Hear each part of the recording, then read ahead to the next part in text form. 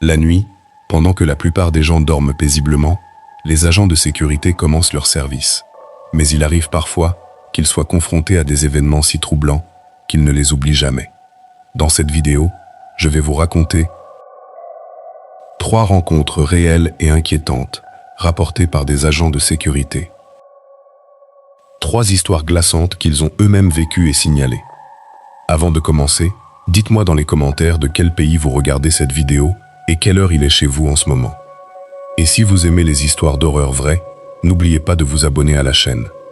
Sans plus attendre, commençons avec la première histoire. Story 1.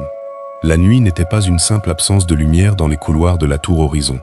Elle était une matière épaisse, presque gélatineuse, qui s'insinuait dans les moindres interstices du béton et du verre.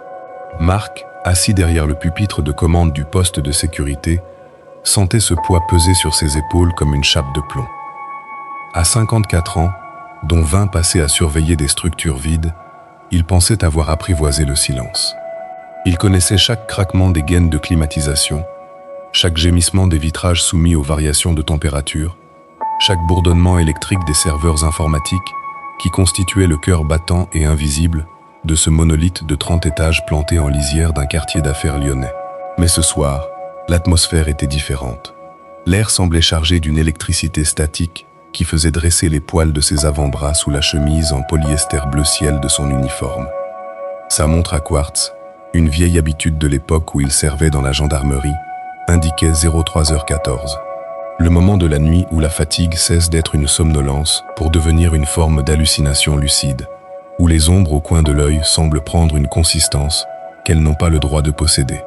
Il porta à ses lèvres son gobelet de café, un breuvage tiède et amer provenant de la machine du hall, et fixa les 16 écrans qui composaient le mur d'images devant lui.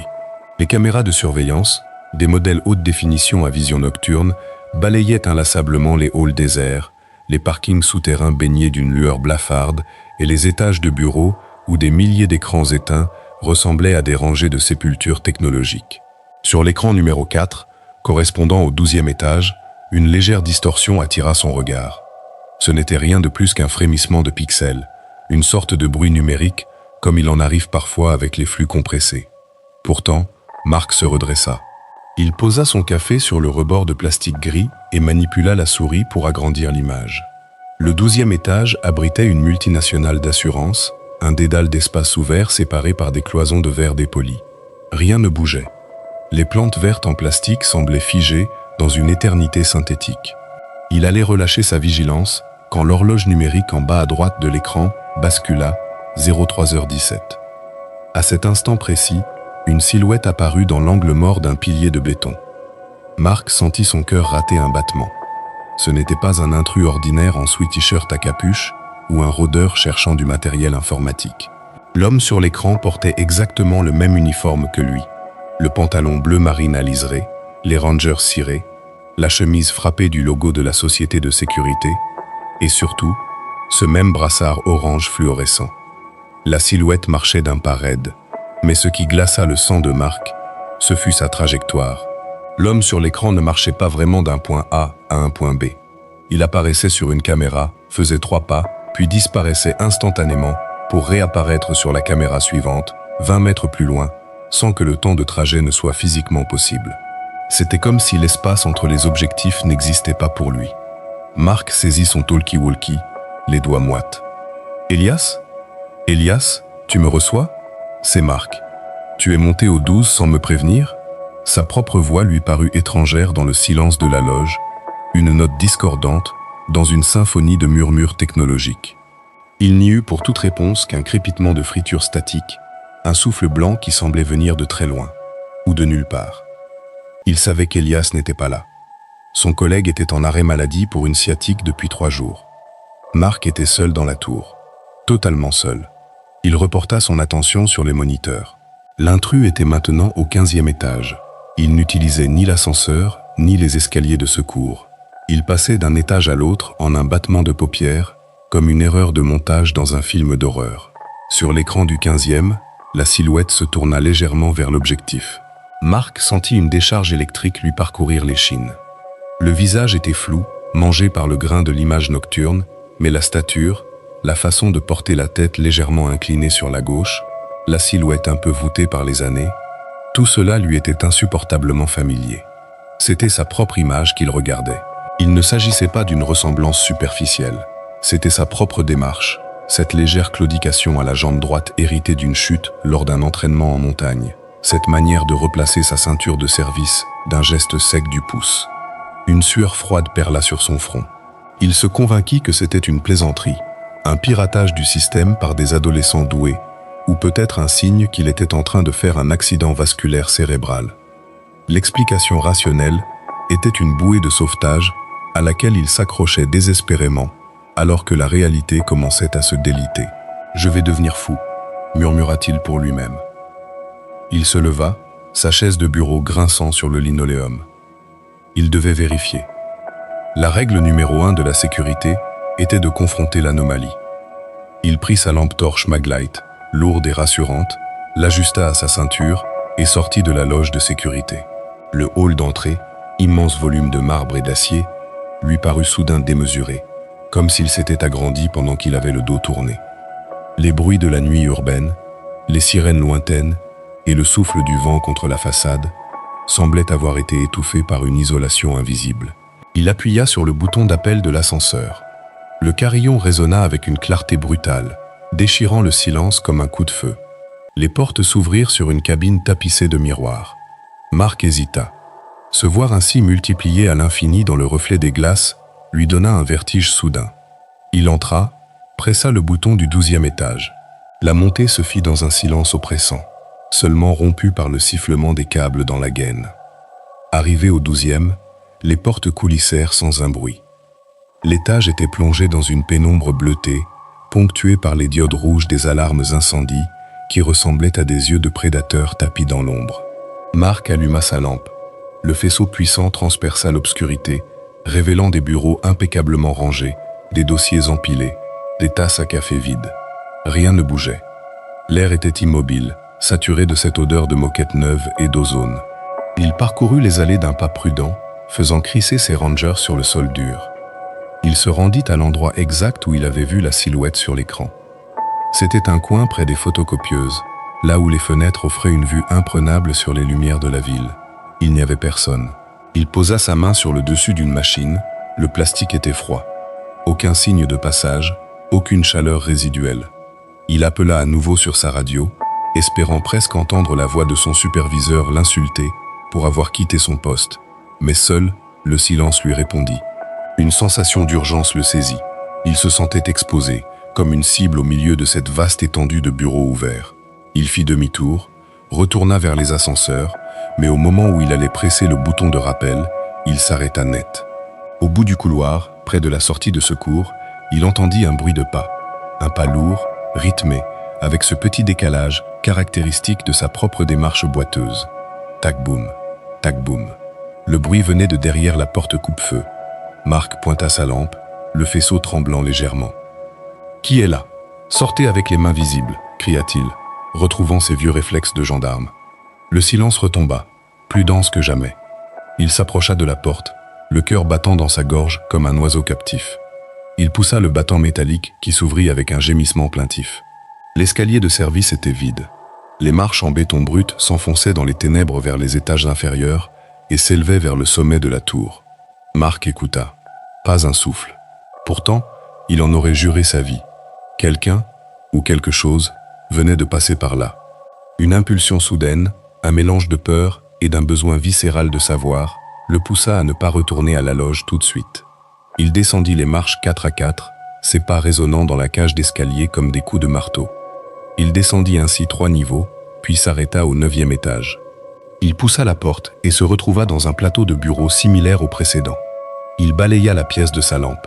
À l'autre bout de l'étage, près d'un grand open space, il vit un mouvement. Une silhouette venait de s'asseoir à un bureau. Elle lui tournait le dos. Marc s'approcha lentement, étouffant ses pas. L'individu ne bougeait pas. Il était assis bien droit, les mains posées à plat sur le bureau, devant un ordinateur éteint. De dos, c'était une copie conforme de Marc. Les mêmes cheveux gris coupés courts, les mêmes plis au niveau des coudes de la chemise. « Monsieur ?» Marc s'arrêta à 5 mètres. La silhouette ne réagit pas. « Monsieur, je vais vous demander de vous retourner lentement. » À cet instant, la lampe de Marc commença à vaciller. L'ampoule faiblissait, la lumière jaunissait, avant de s'éteindre complètement dans un petit bruit de filament brisé. Marc resta figé dans le noir absolu. Il entendit alors un bruit de chaise qui recule sur le sol. Un froissement de tissu, et puis, une voix.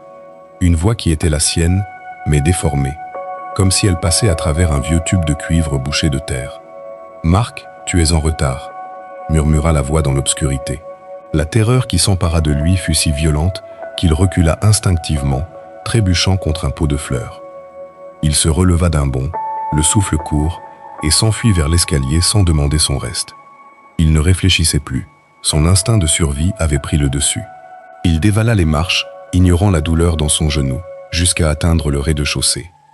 Il traversa le hall en courant et s'enferma dans la loge de sécurité, verrouillant la porte vitrée de l'intérieur. Il se jeta sur ses écrans, cherchant désespérément à comprendre. Ce qu'il vit le pétrifia. L'intrus n'était plus aux étages. Il était sur l'écran numéro 1, celui qui montrait le couloir menant directement à la loge de sécurité où il se trouvait. La silhouette était à 10 mètres de la porte. Elle marchait lentement, la tête baissée. Marc regarda la porte fermée, puis l'écran. Sur l'écran, l'autre Marc levait la main pour frapper. Dans la réalité, le silence était total. Aucun coup ne résonna sur la vitre. Marc cligna des yeux. Sur le moniteur, son double était maintenant debout, juste devant la porte de la loge, le visage collé contre le verre. Mais quand Marc regardait la vitre réelle, il ne voyait que son propre reflet déformé par la lumière des moniteurs et le vide du hall derrière lui. Le décalage entre ce que les caméras enregistraient et ce que ses yeux percevaient était en train de briser sa santé mentale. Il se précipita sur le magnétoscope numérique pour rembobiner la séquence. Il devait voir d'où venait cet être. Il manipula les commandes de lecture avec une frénésie maladroite. Les images défilèrent en arrière. 03h25, 03h20, 03h17. Il s'arrêta sur l'instant précis où la silhouette était apparue pour la première fois. Il fit une avance lente, image par image. Ce qu'il découvrit fut pire que tout ce qu'il avait imaginé. L'autre Marc n'était pas apparu de derrière un pilier. Il était sorti d'une sorte de faille dans l'image, une déchirure noire qui semblait s'ouvrir au milieu du couloir. Et alors qu'il avançait, l'image autour de lui se dégradait, comme si sa seule présence corrompait la réalité numérique de l'enregistrement. Marc continua de faire défiler les minutes suivantes. Il se vit lui-même sur les écrans, montant au 12e étage, fouillant les bureaux avec sa lampe. Mais sur l'enregistrement, il n'était pas seul. L'autre Marc le suivait à quelques mètres de distance, restant toujours dans son dos, parfaitement synchronisé avec ses mouvements. Quand Marc s'était arrêté près de la photocopieuse, le double était juste derrière lui, tendant une main vers sa nuque, ses longs doigts pâles effleurant presque le col de sa chemise. Marc sentit une brûlure imaginaire à l'endroit où le double l'avait presque touché. Il accéléra encore le visionnage. Il se vit fuir vers les escaliers. Le double ne courait pas. Il se contentait d'apparaître à chaque palier avant lui, l'attendant dans les recoins sombres, l'observant passer avec un sourire sans lèvres qui étirait sa peau de cire. Le dénouement approchait sur l'écran. Marc se vit entrer en courant dans la loge. Sur le moniteur, la silhouette s'arrêta devant la porte, comme il l'avait vu précédemment. Mais cette fois, la suite était différente. Au lieu de rester immobile, le double sortit un passe magnétique de sa poche. Marc vérifia instinctivement sa propre ceinture. Son passe était là, accroché à son enrouleur. Pourtant, sur l'écran, le double présentait le badge devant le lecteur de la loge. Le voyant passa au vert. Marc regarda le lecteur réel, juste à côté de lui. Le voyant était rouge, verrouillé. Mais sur le moniteur, la porte s'ouvrait. Le double entrait dans la pièce. Marc se sentit défaillir. Il était dans la loge, seul, mais sur l'écran, il se voyait lui-même, assis devant les consoles, et derrière lui, le double avançait, une main tendue vers son épaule. C'était une mise en abîme terrifiante, un court-circuit temporel et spatial. Il regarda l'écran avec une fascination morbide. Le double posa sa main sur l'épaule du Marc de l'image. À cet instant précis, Marc ressentit une pression glaciale sur sa propre épaule droite. Un froid polaire, un froid qui n'était pas de ce monde, s'insinua dans ses muscles, gelant son sang dans ses veines. Il n'osa pas se retourner. Il savait que s'il le faisait, il verrait quelque chose que l'esprit humain n'est pas programmé pour supporter. Il resta pétrifié, fixant le moniteur où les deux versions de lui-même fusionnaient lentement en une seule entité floue et mouvante. Les moniteurs commencèrent tous à grésiller simultanément. Des traînées de neige numérique envahirent les images. Le son de la friture devint un hurlement strident qui lui vrillait les tympans. Marc ferma les yeux et hurla à son tour, un cri de détresse qui se perdit dans les 30 étages de la tour vide. Puis, soudain, le silence revint. Un silence absolu, plus profond encore qu'auparavant. Marc ouvrit les yeux. Les écrans étaient redevenus normaux. Ils montraient les couloirs vides, les parkings déserts, le hall silencieux. Il n'y avait plus d'intrus, plus de double, plus de distorsion. Il regarda sa montre. 03h17. Il resta un moment sans bouger, le souffle court, essayant de reprendre ses esprits. Était-ce une hallucination? Un cauchemar éveillé dû au manque de sommeil? Il se passa une main sur le visage et sentit que sa peau était moite de sueur. Il devait se calmer. Il prit son gobelet de café pour boire une gorgée, mais sa main s'arrêta à mi-chemin. Le café était brûlant. Il s'en dégageait une vapeur légère, alors qu'il se souvenait parfaitement qu'il était tiède quelques minutes auparavant. Un doute atroce s'insinua en lui. Il regarda autour de lui. La loge de sécurité semblait identique, et pourtant, quelque chose clochait. Un détail infime.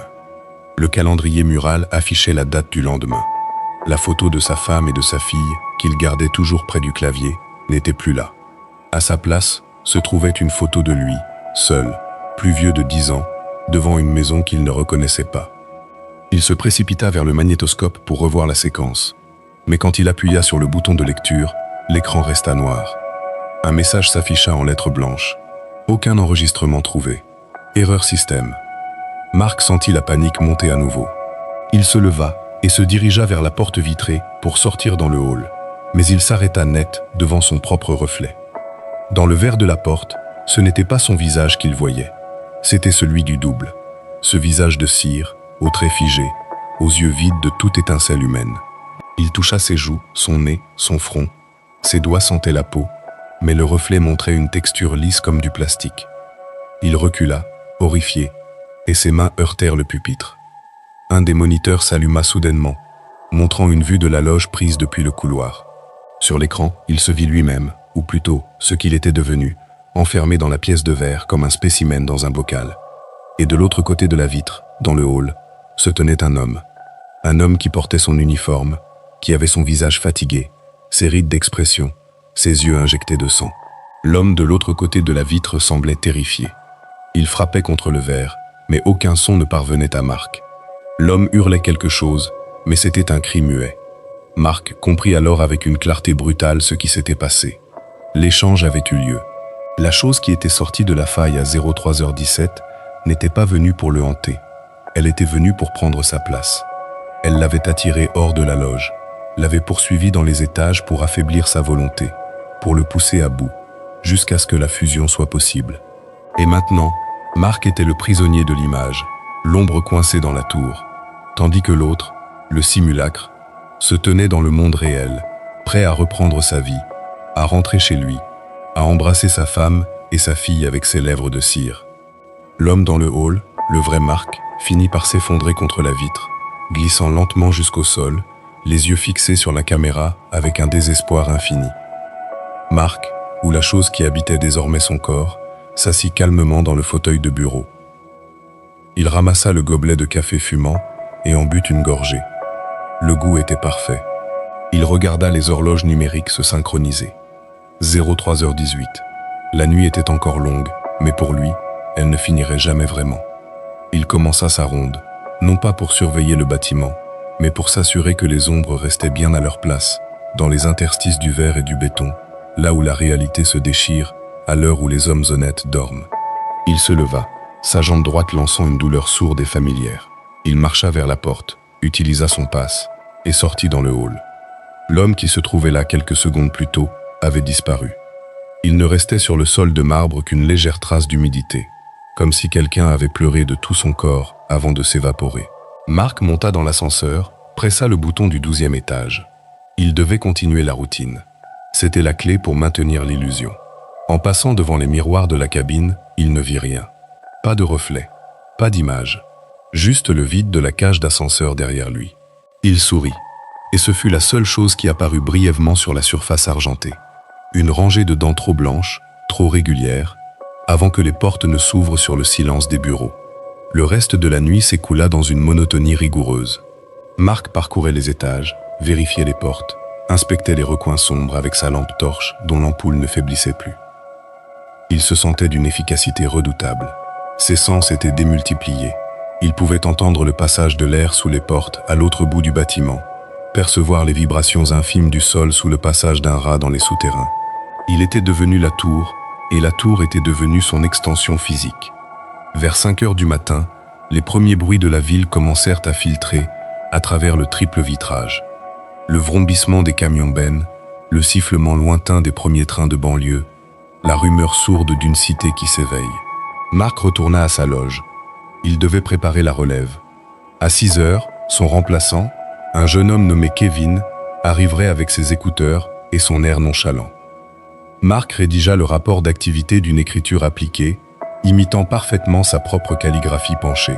03h17. Incident mineur sur le réseau de caméras. Distorsion numérique résolue après redémarrage. Race pour le reste de la vacation. Il rangea le stylo dans le pot à crayon, aligné avec les autres. Tout devait être parfait. Quand le carillon du hall annonça l'arrivée de Kevin, Marc se leva. Il sentit une légère résistance dans ses mouvements, comme si son nouveau corps n'était pas encore totalement rodé, comme si les articulations manquaient de graisse. « Salut Marc, bien dormi ?» lança Kevin en franchissant la porte, son sac à dos jeté sur l'épaule. Marc se tourna vers lui, arborant son visage le plus neutre. « On ne dort pas en service, Kevin, tu devrais le savoir. » Le jeune homme rigola, ne remarquant rien d'anormal. « Ouais, c'est ça. Rien à signaler ? Rien. La nuit a été calme. Trop calme même. » Marc récupéra sa veste sur le dossier de la chaise. Il sentait le regard de Kevin sur lui, une fraction de seconde de trop. « T'as une petite mine ce matin, Marc. T'as vu un fantôme ou quoi ? On dirait que t'as pris 10 ans d'un coup. » Marc ne répondit pas tout de suite. Il s'approcha de Kevin, si près que le jeune homme recula d'un pas, intimidé par cette présence soudaine et oppressante. « Le temps passe plus vite pour certains que pour d'autres, » murmura Marc d'une voix monocorde. Il sortit de la loge sans un regard en arrière.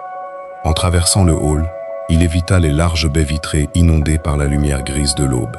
Il savait que le soleil ne lui ferait aucun bien.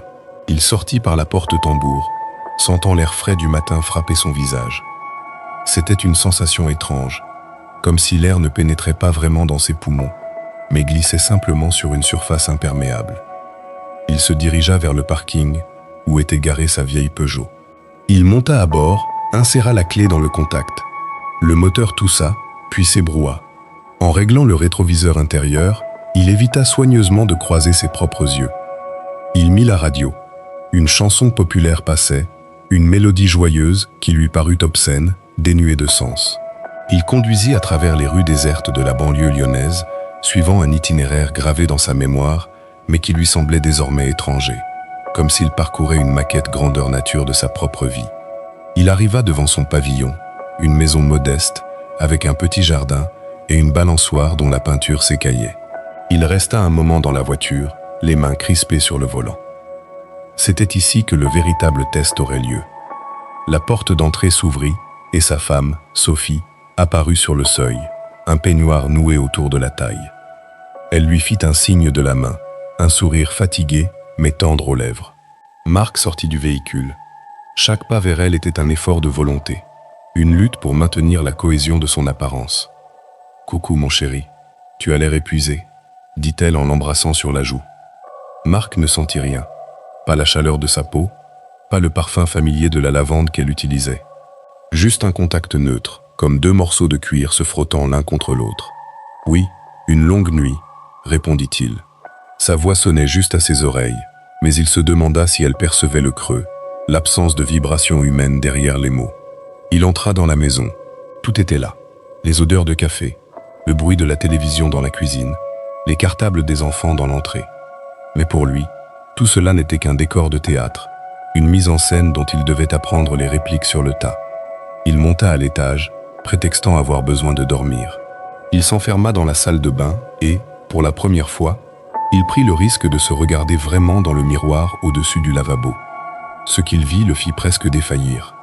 Sous la peau de son visage, des ombres mouvantes s'agitaient, comme des insectes piégés sous une toile fine.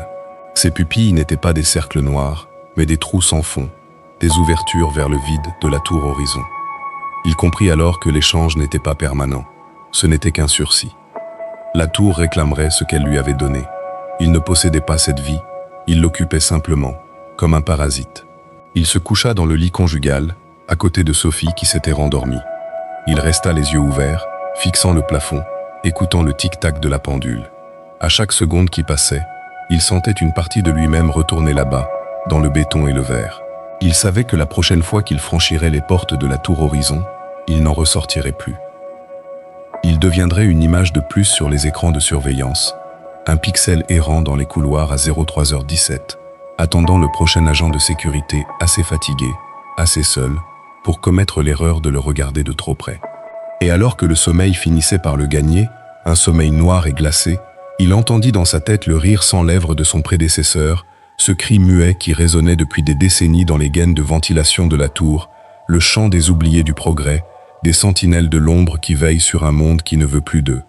La journée passa comme une ombre sur un cadran solaire. Marc restait immobile sous les draps, simulant le sommeil, alors que son esprit vagabondait dans les méandres de ses nouveaux souvenirs, des souvenirs de couloirs infinis et de lumières qui ne s'éteignent jamais. Sophie vint le réveiller vers 16h. « Marc, tu vas être en retard pour ton service », murmura-t-elle en posant une main sur son épaule. Il sursauta, le contact lui brûlant la peau comme de l'acide. Il se leva sans un mot, s'habilla mécaniquement. Son uniforme lui semblait désormais être sa seule véritable peau. Il descendit les escaliers. Ses enfants étaient là, prenant leur goûter. Ils le regardèrent avec une curiosité mêlée de crainte. « Papa, pourquoi tu as les mains toutes blanches ?» demanda le plus jeune. Marc cacha ses mains dans ses poches. « C'est le froid du matin, mon grand. Ne t'inquiète pas. » Il quitta la maison sans les embrasser, craignant de laisser une trace de son froid sur eux. Il remonta dans sa voiture, reprit la route vers le quartier d'affaires. Le trajet lui parut durer une éternité et une seconde à la fois. La tour horizon se dressait devant lui, monstrueuse, étincelante sous les derniers rayons du soleil couchant. Elle l'appelait, elle l'exigeait. Il gara sa voiture à sa place habituelle, entra par la porte de service. Kevin l'attendait, impatient de partir. « Salut Marc, bien dormi ?» La question était la même, le ton était le même. Marc se contenta d'un hochement de tête. Il s'installa derrière le pupitre.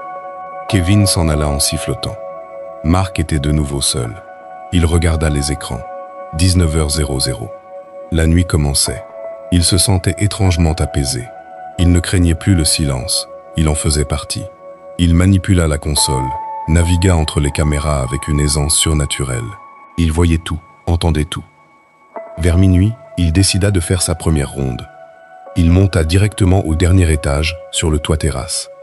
De là-haut, la ville ressemblait à un circuit imprimé géant, parcouru par des flux de lumière incessants. Il s'approcha du bord, regarda le vide. Il n'avait pas le vertige. Comment pourrait-il avoir peur de tomber quand il n'avait plus de poids? Il resta là pendant des heures, immobile comme une gargouille de verre, observant le monde des vivants s'agiter en bas. Puis, l'heure approcha. Il sentit la tension monter dans les murs de la tour. Les câbles d'acier frémirent, les vitres vibrèrent imperceptiblement. Il redescendit par les escaliers de service, ses pas ne faisant plus aucun bruit sur le béton. Il retourna à la loge de sécurité à 03h15. Il s'assit, fixa l'écran numéro 4. Le 12e étage. 03h16, 03h17. La distorsion apparut, mais cette fois, ce n'était pas lui qui sortait de la faille. C'était un autre. Un homme jeune, vêtu d'un uniforme tout neuf, l'air terrorisé. Marc regarda l'image avec une curiosité presque tendre. Il savait ce qui allait se passer. Il commença à manipuler les commandes, non pas pour surveiller, mais pour guider l'intrus.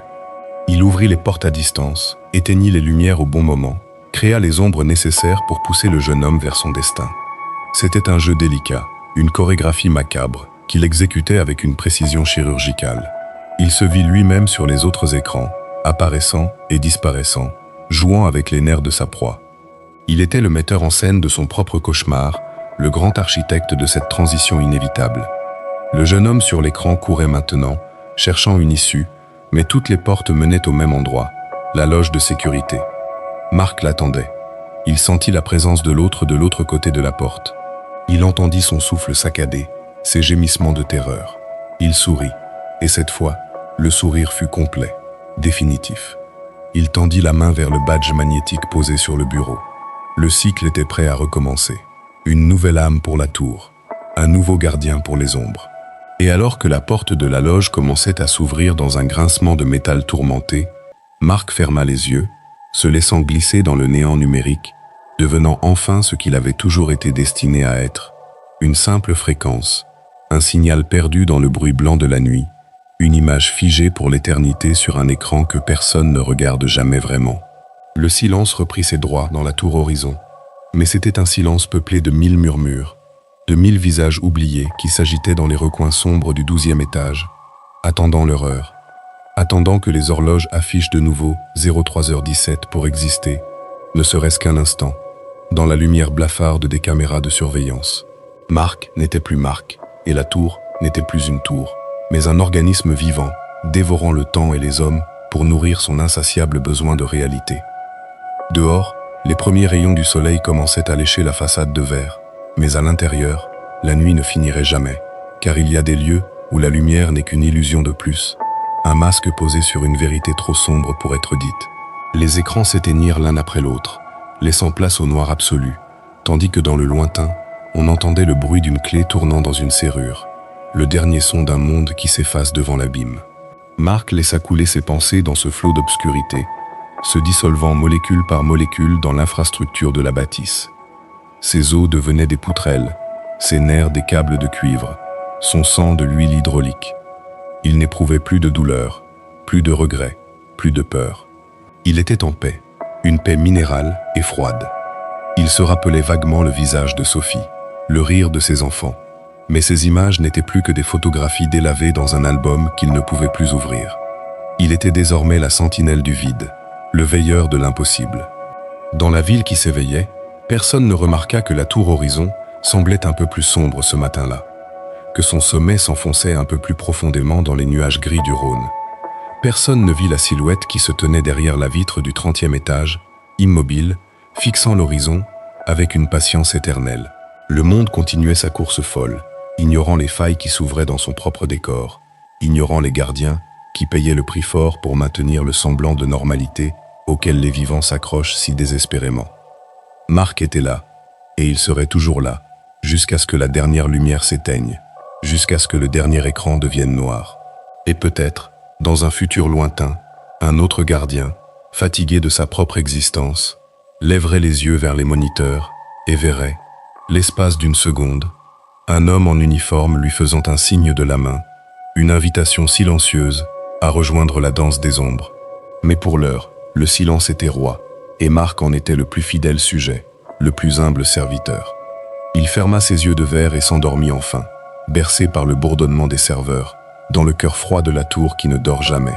L'histoire s'arrêtait là, mais le cauchemar, lui, continuait de respirer dans les conduits d'aération, attendant sa prochaine inspiration pour dévorer le monde, un pixel à la fois, une seconde à la fois, une vie à la fois. Rien ne pourrait plus arrêter ce mécanisme implacable, car la tour horizon n'était que le premier maillon d'une chaîne invisible qui enserrait la ville, un filet jeté sur l'humanité pour capturer ses doutes et ses terreurs. Marc le savait, et dans son dernier souffle de conscience, il comprit que son sacrifice n'était pas une fin, mais un commencement, le premier pas vers une obscurité totale où tout se mélange, où tout se perd, où tout s'oublie. La nuit était sa demeure, et il ne la quitterait plus jamais. Les lumières de Lyon brillaient au loin, joyaux dérisoires dans l'immensité de l'ombre. Mais pour Marc, elles n'étaient plus que des points de chaleur inaccessibles, des souvenirs d'un temps où il était encore permis de rêver. Maintenant, il n'y avait plus de rêve, seulement la surveillance, seulement le contrôle, seulement l'attente. L'attente du prochain 03h17, de la prochaine faille, du prochain Marc qui viendrait, malgré lui, prendre son tour de garde dans l'éternité glacée de la tour horizon. Et quelque part, dans un bureau poussiéreux de l'administration municipale, un dossier se refermait lentement, un nom était rayé d'une liste, une existence s'effaçait sans laisser de traces, comme une image mal enregistrée sur une vieille bande vidéo. Le cycle était clos, Le silence était parfait. La tour attendait, majestueuse et terrifiante, sous le ciel de plomb d'un matin qui ne se lèverait jamais vraiment, pour ceux qui sont passés de l'autre côté du miroir. Marc était chez lui. Marc était partout. Marc n'était plus rien. Et dans le hall désert, une petite lumière rouge continuait de clignoter au rythme d'un cœur qui ne battait plus, signe infime mais indéniable d'une présence qui refuse de mourir. La surveillance continuait, toujours, partout, à jamais. Dans les profondeurs de l'infrastructure, là où le béton rencontre la roche-mère, un murmure s'élevait, une vibration sourde qui semblait faire écho à la ville entière. C'était le chant de la tour, une mélodie disharmonieuse, composée des plaintes de ceux qui l'avaient habitée et de ceux qu'elle avait consumés. Marc, ou ce qu'il en restait, écoutait ce chant avec une dévotion quasi religieuse. Il y reconnaissait les voix de ses prédécesseurs, des hommes dont il ne connaissait pas les noms, mais dont il partageait désormais la substance. Ils étaient là, tapis dans les interstices de la matière, formant une fraternité de l'ombre, une armée de spectres technologiques veillant sur les secrets de la pierre. Ils étaient les garants de l'ordre dans le chaos, les piliers invisibles d'une société qui préférait ignorer ce qu'elle bâtissait sur ses propres ruines. La tour Horizon n'était pas qu'un immeuble de bureaux, elle était un monument à la gloire de l'oubli, un mausolée de verre pour une époque qui sacrifiait tout sur l'autel de la performance et de la surveillance. Marc comprenait tout cela maintenant. Sa peur initiale s'était transformée en une acceptation froide et tranchante. Il n'était pas une victime, il était une nécessité. Sans lui, sans eux, le monde extérieur s'effondrerait sous le poids de sa propre vacuité. Ils étaient les remparts contre le néant, même s'ils étaient eux-mêmes faits de cette matière sombre. En haut, dans les appartements de luxe et les villas de la périphérie, les gens se réveillaient, préparaient leur petit déjeuner, s'apprêtaient à affronter une nouvelle journée de labeur, sans se douter une seconde qu'à quelques kilomètres de là, des êtres sans visage veillaient sur leur sommeil et leur sécurité, payant de leur âme le prix de leur confort. Marc eut une pensée fugace pour Sophie. Il espéra qu'elle trouverait la force de continuer, qu'elle ne chercherait pas trop longtemps à comprendre pourquoi son mari était devenu cet homme étrange, distant, dont le regard semblait toujours dirigé vers une réalité qu'elle ne pouvait pas voir. Il espéra que ses enfants grandiraient loin de l'ombre des tours, dans la lumière crue des champs et des forêts, là où la terre est encore capable d'absorber la douleur sans la transformer en haine. Mais il savait au fond de lui que c'était un espoir vain. Le monde se couvrait de tours, de réseaux, de caméras. La toile se resserrait chaque jour un peu plus, capturant les âmes égarées pour alimenter le grand moteur de l'histoire. Il n'y avait pas d'issue, seulement des transitions, des changements d'état. Il ferma ses yeux intérieurs, se laissant dériver dans l'océan de données qui constituait désormais son univers. Il vit les flux financiers circuler comme des courants électriques, les messages de haine et d'amour se croiser dans les fibres optiques, les secrets d'État se terrer dans les coffres-forts numériques. Il était au centre de tout, témoin silencieux d'une comédie humaine dont il ne faisait plus partie. Il se sentait puissant, infiniment grand et infiniment petit à la fois. Il était une particule dans le système, mais une particule consciente. Et cette conscience était sa seule richesse, son seul fardeau. La journée s'étira, morne et grise, vue à travers les yeux des caméras extérieures. Les voitures défilaient sur le boulevard, insectes métalliques pressés de rejoindre leur destination. Marc les regardait sans passion, simple observateur d'un ballet qu'il ne comprenait plus. Puis, le soir revint. Le ciel vira au violet, puis au noir de jais. Les lumières de la tour s'allumèrent automatiquement, phare de verre dans la tempête nocturne. Kevin revint, repartit, sa petite routine quotidienne n'étant plus qu'un battement de cils dans l'éternité de Marc. Le nouveau garde prit son poste. Il était jeune, ambitieux, ignorant. Marc le regarda s'installer, manipuler les commandes avec une assurance qui ne tarderait pas à se briser. Il se sentit presque désolé pour lui. Presque. Mais la tour avait besoin de sang neuf, de nouvelles énergies pour maintenir sa cohésion. Marc se prépara. Il savait ce qu'il avait à faire. Il n'était plus le prédateur, il était le guide, celui qui prépare le chemin pour la suite. Il commença à faire vibrer les gaines, à créer des jeux d'ombre sur les murs, à murmurer à l'oreille du jeune homme à travers le sifflement de la climatisation. C'était un travail de longue haleine, une séduction lente et vénéneuse qui finirait par porter ses fruits. Il attendrait le temps qu'il faudrait. Après tout, le temps n'avait plus de prise sur lui. Il était devenu une constante, une loi physique, une ombre parmi les ombres. Et dans le silence de la loge, sur l'écran numéro 4, une silhouette apparut à 03h17. Elle portait un uniforme impeccable, un brassard orange, et marchait avec une légère claudication à la jambe droite. Elle s'arrêta devant la caméra, leva la tête et sourit. Ce n'était pas un sourire de menace, mais un sourire de bienvenue. Bienvenue dans la tour Horizon. Bienvenue chez vous. Marc ferma la boucle, éteignit la dernière parcelle de son humanité et se fondit définitivement dans la machine. Il n'y avait plus rien d'autre. Plus de Marc, plus de souvenirs, plus de douleur. Seulement la surveillance. Toujours la surveillance. À jamais la surveillance. Les secondes s'égrenaient sur le cadran numérique, éternelle répétition d'un cycle sans fin. 03h18, 03h19. La nuit continuait son œuvre de dissolution, grignotant les certitudes, effaçant les limites entre le réel et l'imaginaire. Dans la salle des serveurs, les diodes clignotaient. Battement de cœur d'un dieu de silicium, dont Marc était désormais le prophète et l'esclave. Il n'y avait pas de sortie de secours dans cet enfer de verre, pas d'ascenseur pour remonter vers la lumière. Juste cette chute infinie dans les profondeurs de l'image, dans l'abîme des pixels. Et là-bas, tout au fond, quelque chose bougeait, quelque chose d'encore plus ancien, d'encore plus sombre, qui attendait patiemment que la tour soit pleine, que toutes les âmes soient récoltées, pour enfin se réveiller et consumer le monde. Marc le sentait venir, il l'espérait presque. Ce serait la fin de son service, la fin de sa garde. Mais d'ici là, il resterait à son poste, fidèle, immuable, sentinelle de l'ombre dans la cité des vivants. La tour Horizon brillait de 1000 feux, phare érigé sur les côtes du néant, et Marc était son gardien, le passeur des âmes égarées dans la nuit lyonnaise. Rien ne bougeait plus, sinon le grésillement de l'image sur l'écran numéro 4, témoignage ténu d'une présence qui ne dort jamais, d'une conscience qui refuse de s'éteindre. Et alors que l'aube pointait enfin, une aube pâle et froide qui ne parviendrait pas à chasser les ténèbres de la tour, Marc murmura un dernier mot, un mot qui ne fut entendu par personne, mais qui fit trembler les fondations de l'édifice. Pardon. Puis, tout redevint calme. Le silence, le poids, la nuit. L'éternité commençait, et elle ressemblait étrangement à une vacation de 12 heures, sans pause, sans repos, sans fin. Le rideau de pixels tomba sur cette scène muette, laissant derrière lui une impression de malaise indéfinissable, une sensation de froid dans le dos pour quiconque oserait un jour lever les yeux vers les fenêtres sombres de la tour Horizon. Marc était là. Il serait toujours là, veillant, surveillant, attendant son heure. Et le monde, lui, continuait de tourner, ignorant que son reflet avait pris le pouvoir, ignorant que la réalité n'était plus qu'une image enregistrée, un flux compressé, une illusion fragile, prête à se déchirer au premier 03h17 venu.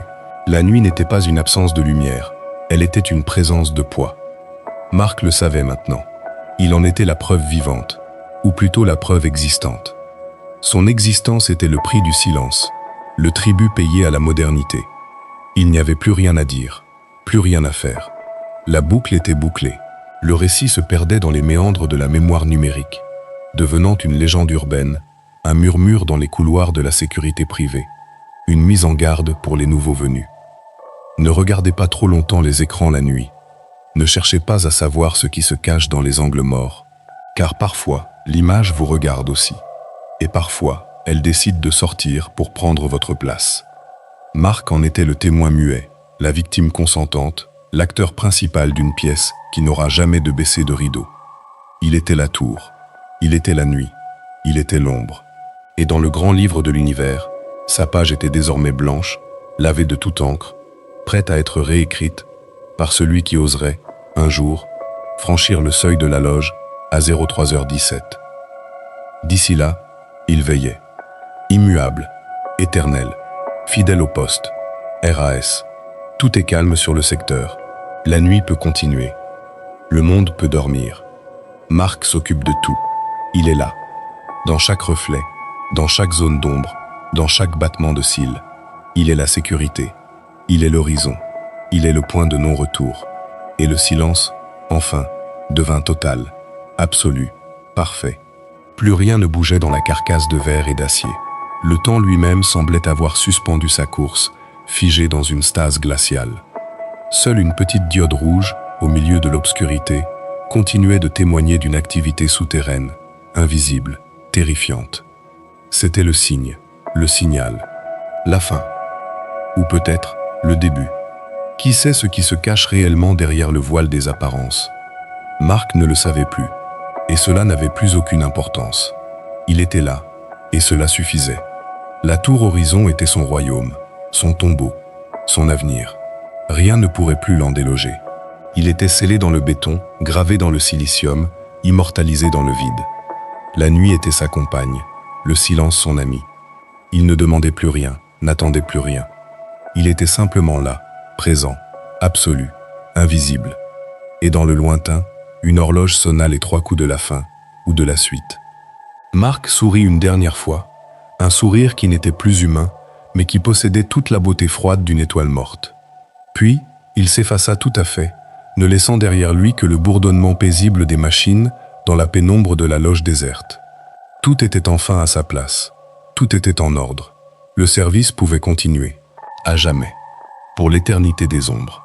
Sous le regard vide des caméras qui ne scilaient jamais, le monde se dissolvait lentement dans une brume de pixels grisâtres. Marc, devenu l'essence même de la tour, ne percevait plus la ville que comme un lointain mirage, une hallucination de chaleur dans un univers de givre. Les jours et les nuits se confondaient dans une même grisaille temporelle, une trame monotone où seule l'heure fatidique de 03h17 marquait une pulsation. Il n'y avait plus de Sophie, plus d'enfants, plus de passé. Juste cette tâche immense et absurde. Surveiller le rien pour le compte du néant. Parfois, il croyait entendre des voix d'autrefois, des éclats de rire ou des pleurs, mais ils n'étaient que des échos déformés par les conduits d'aération, des bruits parasites dans le système. Il ne s'y attardait pas. Son attention était tout entière focalisée sur les écrans, sur ces carrés de lumière qui contenaient désormais tout son univers. Il y voyait passer des formes indistinctes, des silhouettes floues, qui auraient pu être des hommes ou des démons, mais il ne faisait pas de distinction. Pour lui, tout ce qui n'était pas la tour était suspect. Tout ce qui bougeait était une anomalie à corriger. Il était devenu le gardien d'un temple vide, le prêtre d'une religion oubliée, dont le seul dogme était l'immobilité. Dans les étages, les bureaux restaient figés dans leur splendeur corporative, cathédrales de plastique et d'acier, dédiées au culte de l'argent invisible. Marc parcourait ces espaces avec une dévotion calme, s'assurant que chaque stylo restait à sa place, que chaque feuille de papier demeurait immobile. Il était l'agent de l'entropie, celui qui veille à ce que rien ne change, à ce que rien ne vive. Et parfois, il s'arrêtait devant une fenêtre et regardait son propre reflet, cherchant une trace de l'homme qu'il avait été. Mais le verre ne lui renvoyait qu'une image creuse, une absence de couleur, une faille dans le paysage. Il n'en éprouvait aucune tristesse. La tristesse est un sentiment de vivant. Et Marc était bien au-delà de ces considérations mesquines. Il était la tour, il était le froid, il était le temps qui s'arrête. Dans le hall, la machine à café continuait de ronronner de temps à autre, vestige inutile d'un monde de besoins physiques. Marc passait devant elle sans un regard. Il n'avait plus soif, plus faim, plus sommeil. Il n'avait plus que sa mission. Une mission sans but et sans fin, mais qui lui donnait une raison d'être dans cet océan d'insignifiance. Les mois passèrent, ou peut-être des années, Marc ne savait plus.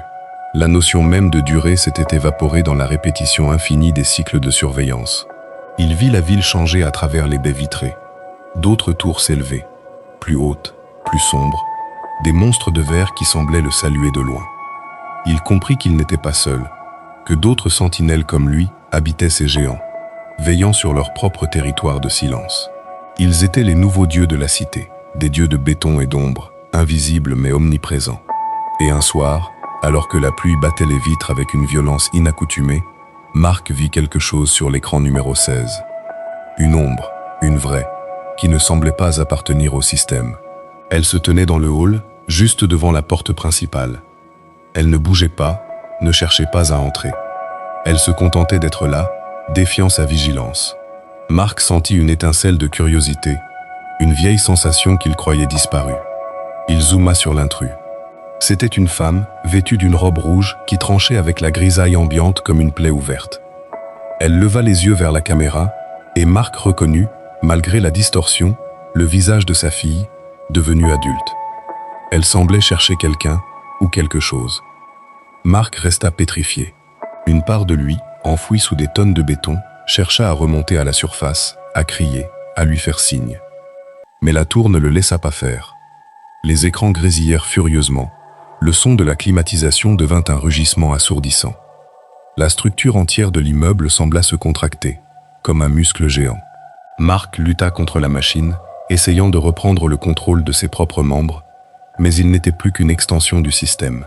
Sa volonté n'était qu'un bug informatique qu'il fallait éliminer. L'image de sa fille se brouilla, devint une bouillie de pixels avant de disparaître complètement. Quand le calme revint, le hall était vide.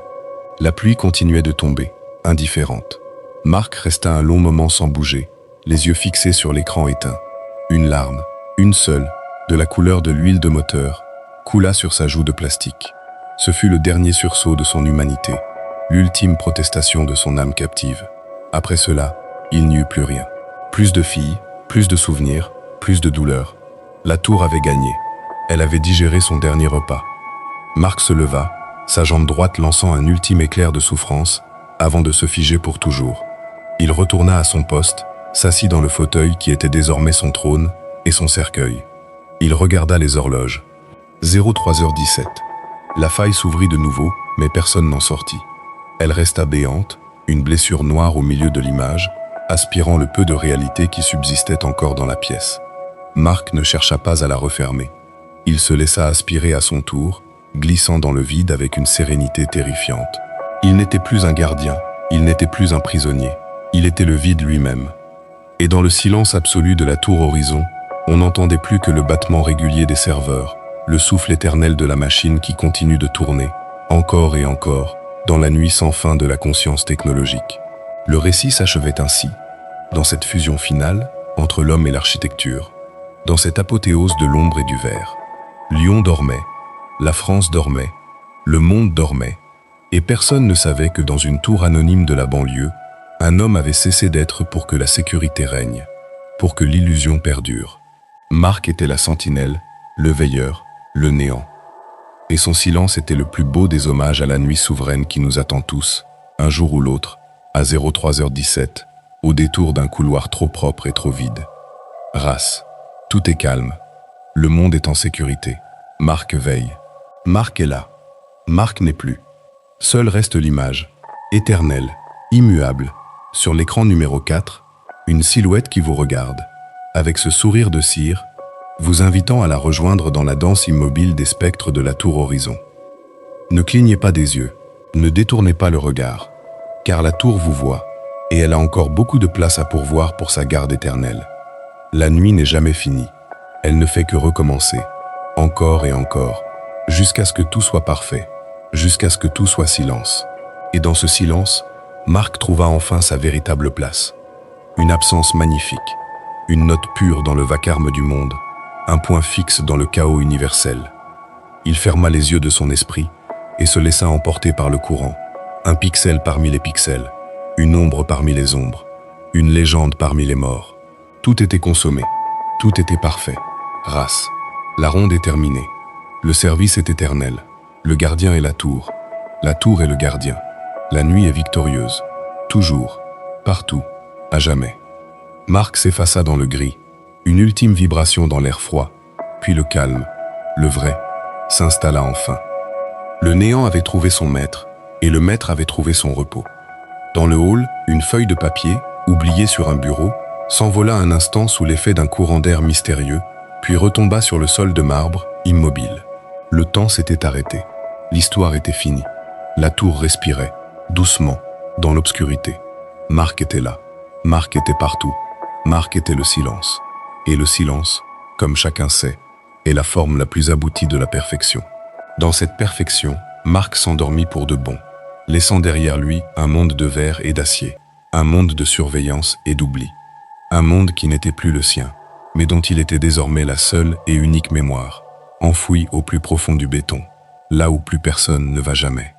La tour horizon brillait dans la nuit, phare solitaire sur l'océan du temps, et son gardien, enfin libre de toute humanité, veillait sur son royaume de fantômes, avec une fidélité que rien ne pourrait plus jamais briser. Tout était enfin à sa place, tout était race, la vacation était terminée, mais la surveillance, elle, ne connaîtrait jamais de repos. C'était la loi de la tour, la loi de la nuit, la loi de Marc. Et il n'y avait rien d'autre à ajouter. Le silence était total. La nuit était pleine. Marc était arrivé au bout de son voyage, là où l'ombre dévore l'image, là où le temps devient espace. Il était chez lui. Il était le tout. Il était le rien.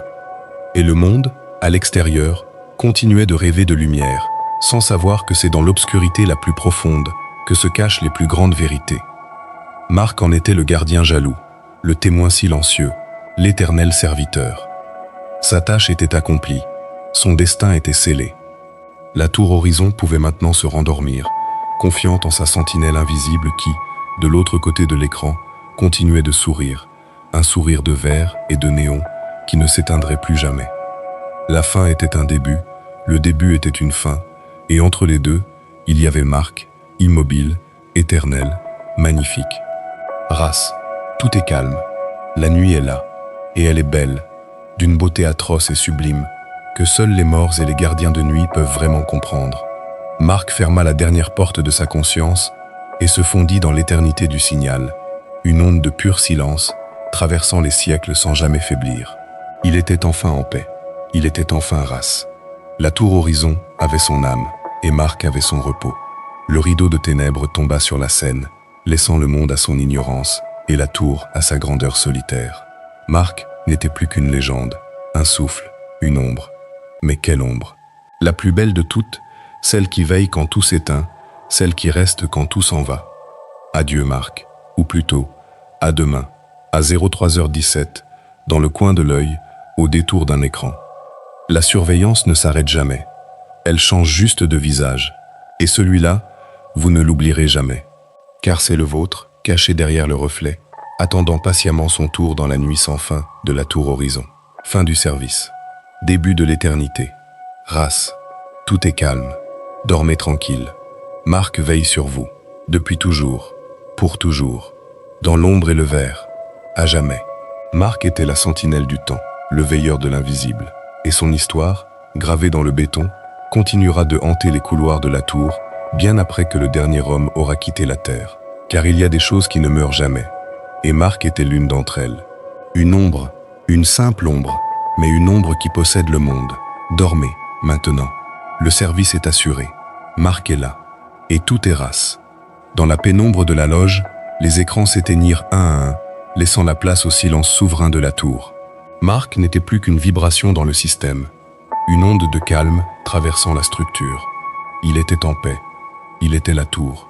Il était la nuit. Et le monde, au dehors, pouvait continuer sa course, ignorant la sentinelle qui veillait sur ses rêves et ses peurs. Race. Tout était enfin à sa place. Le voyage était fini. Le silence était parfait. Et Marc, au cœur du verre, souriait éternellement à l'obscurité. Story 2. La nuit n'était jamais vraiment noire sous la dalle de la défense. Elle était simplement une nuance plus épaisse de gris, une sorte de brouillard solide qui semblait suinter des murs de béton brut. Étienne, dont les articulations criaient à chaque changement de pression atmosphérique, ajusta sa casquette sur son crâne dégarni et soupira. Il était 22 heures, et le complexe du Centaure s'apprêtait à lui appartenir pour les 8 prochaines heures. Le Centaure était un vestige architectural des années 70, un mastodonte de bureaux et d'appartements de luxe dont les racines plongeaient profondément dans le sol de Nanterre, formant un dédale de 7 niveaux de parking souterrain. Étienne y travaillait depuis 20 ans. Il connaissait chaque fissure dans le crépi, chaque odeur de pneus brûlés, chaque reflet d'huile sur le sol lissé par les passages incessants. Son poste de surveillance, une petite guérite de verre et d'acier baptisée le bocal, se trouvait au niveau -1, juste à côté des barrières automatiques. C'était un espace exigu, saturé par l'odeur du café lyophilisé et le ronronnement électrique de 16 moniteurs cathodiques qui grésillaient en permanence.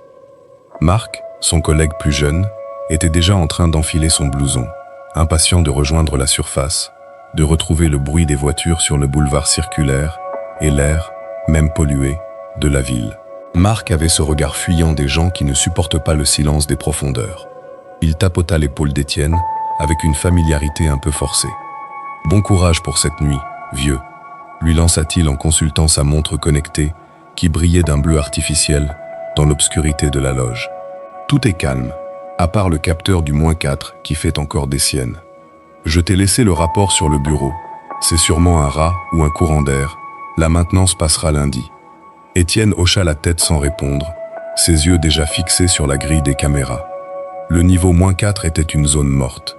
Officiellement, il restait condamné depuis les inondations de 1995, quand la nappe phréatique avait décidé de reprendre ses droits sur le béton. Les places de parking y étaient marquées de croix rouges, et une lourde grille en fer forgé en interdisait l'accès aux véhicules. Pourtant, les lumières de secours y restaient allumées, projetant une lueur jaunâtre et maladive sur les piliers massifs qui soutenaient tout le poids du centaure. Une fois Marc parti, le silence revint, seulement troublé par le cliquetis du radiateur d'appoint. Étienne sortit son thermos, versa un peu de liquide noir dans le gobelet en plastique et s'installa pour la longue attente. Les premières heures passèrent avec la régularité d'une horloge comtoise. À minuit, il fit sa première ronde au -1 et au -2, vérifiant les serrures des portes coupe-feu et s'assurant qu'aucun sans-abri n'avait trouvé refuge derrière les bennes à ordures. À 1h, il s'autorisa un sandwich au jambon beurre, mâchant lentement, le regard perdu dans les moniteurs. Tout était immobile. Sur l'écran 14, celui qui surveillait l'entrée du niveau -4, l'image vibrait légèrement. C'était une caméra ancienne, une de celles qu'on ne fabriquait plus, dont le capteur fatigué créait des traînées de lumière fantomatiques. Soudain, à 3 heures précises, le voyant rouge de la console s'alluma. Alarme intrusion, niveau 4, zone C. Étienne sentit une légère pointe d'agacement plus que de peur. C'était la 3e fois cette semaine. Marc avait raison, c'était probablement un rongeur, mais le protocole exigeait une vérification visuelle. Il tourna le bouton de sélection pour agrandir l'image de la caméra 14. L'écran se remplit de l'image de la rampe d'accès, une pente de béton strié qui s'enfonçait dans les ténèbres. Rien ne bougeait. Puis, alors que l'horloge digitale passait à 0303, le détecteur de mouvement s'activa de nouveau. Dans le coin supérieur droit de l'écran, juste derrière le pilier numéro 412, une forme apparut. Ce n'était pas un rat.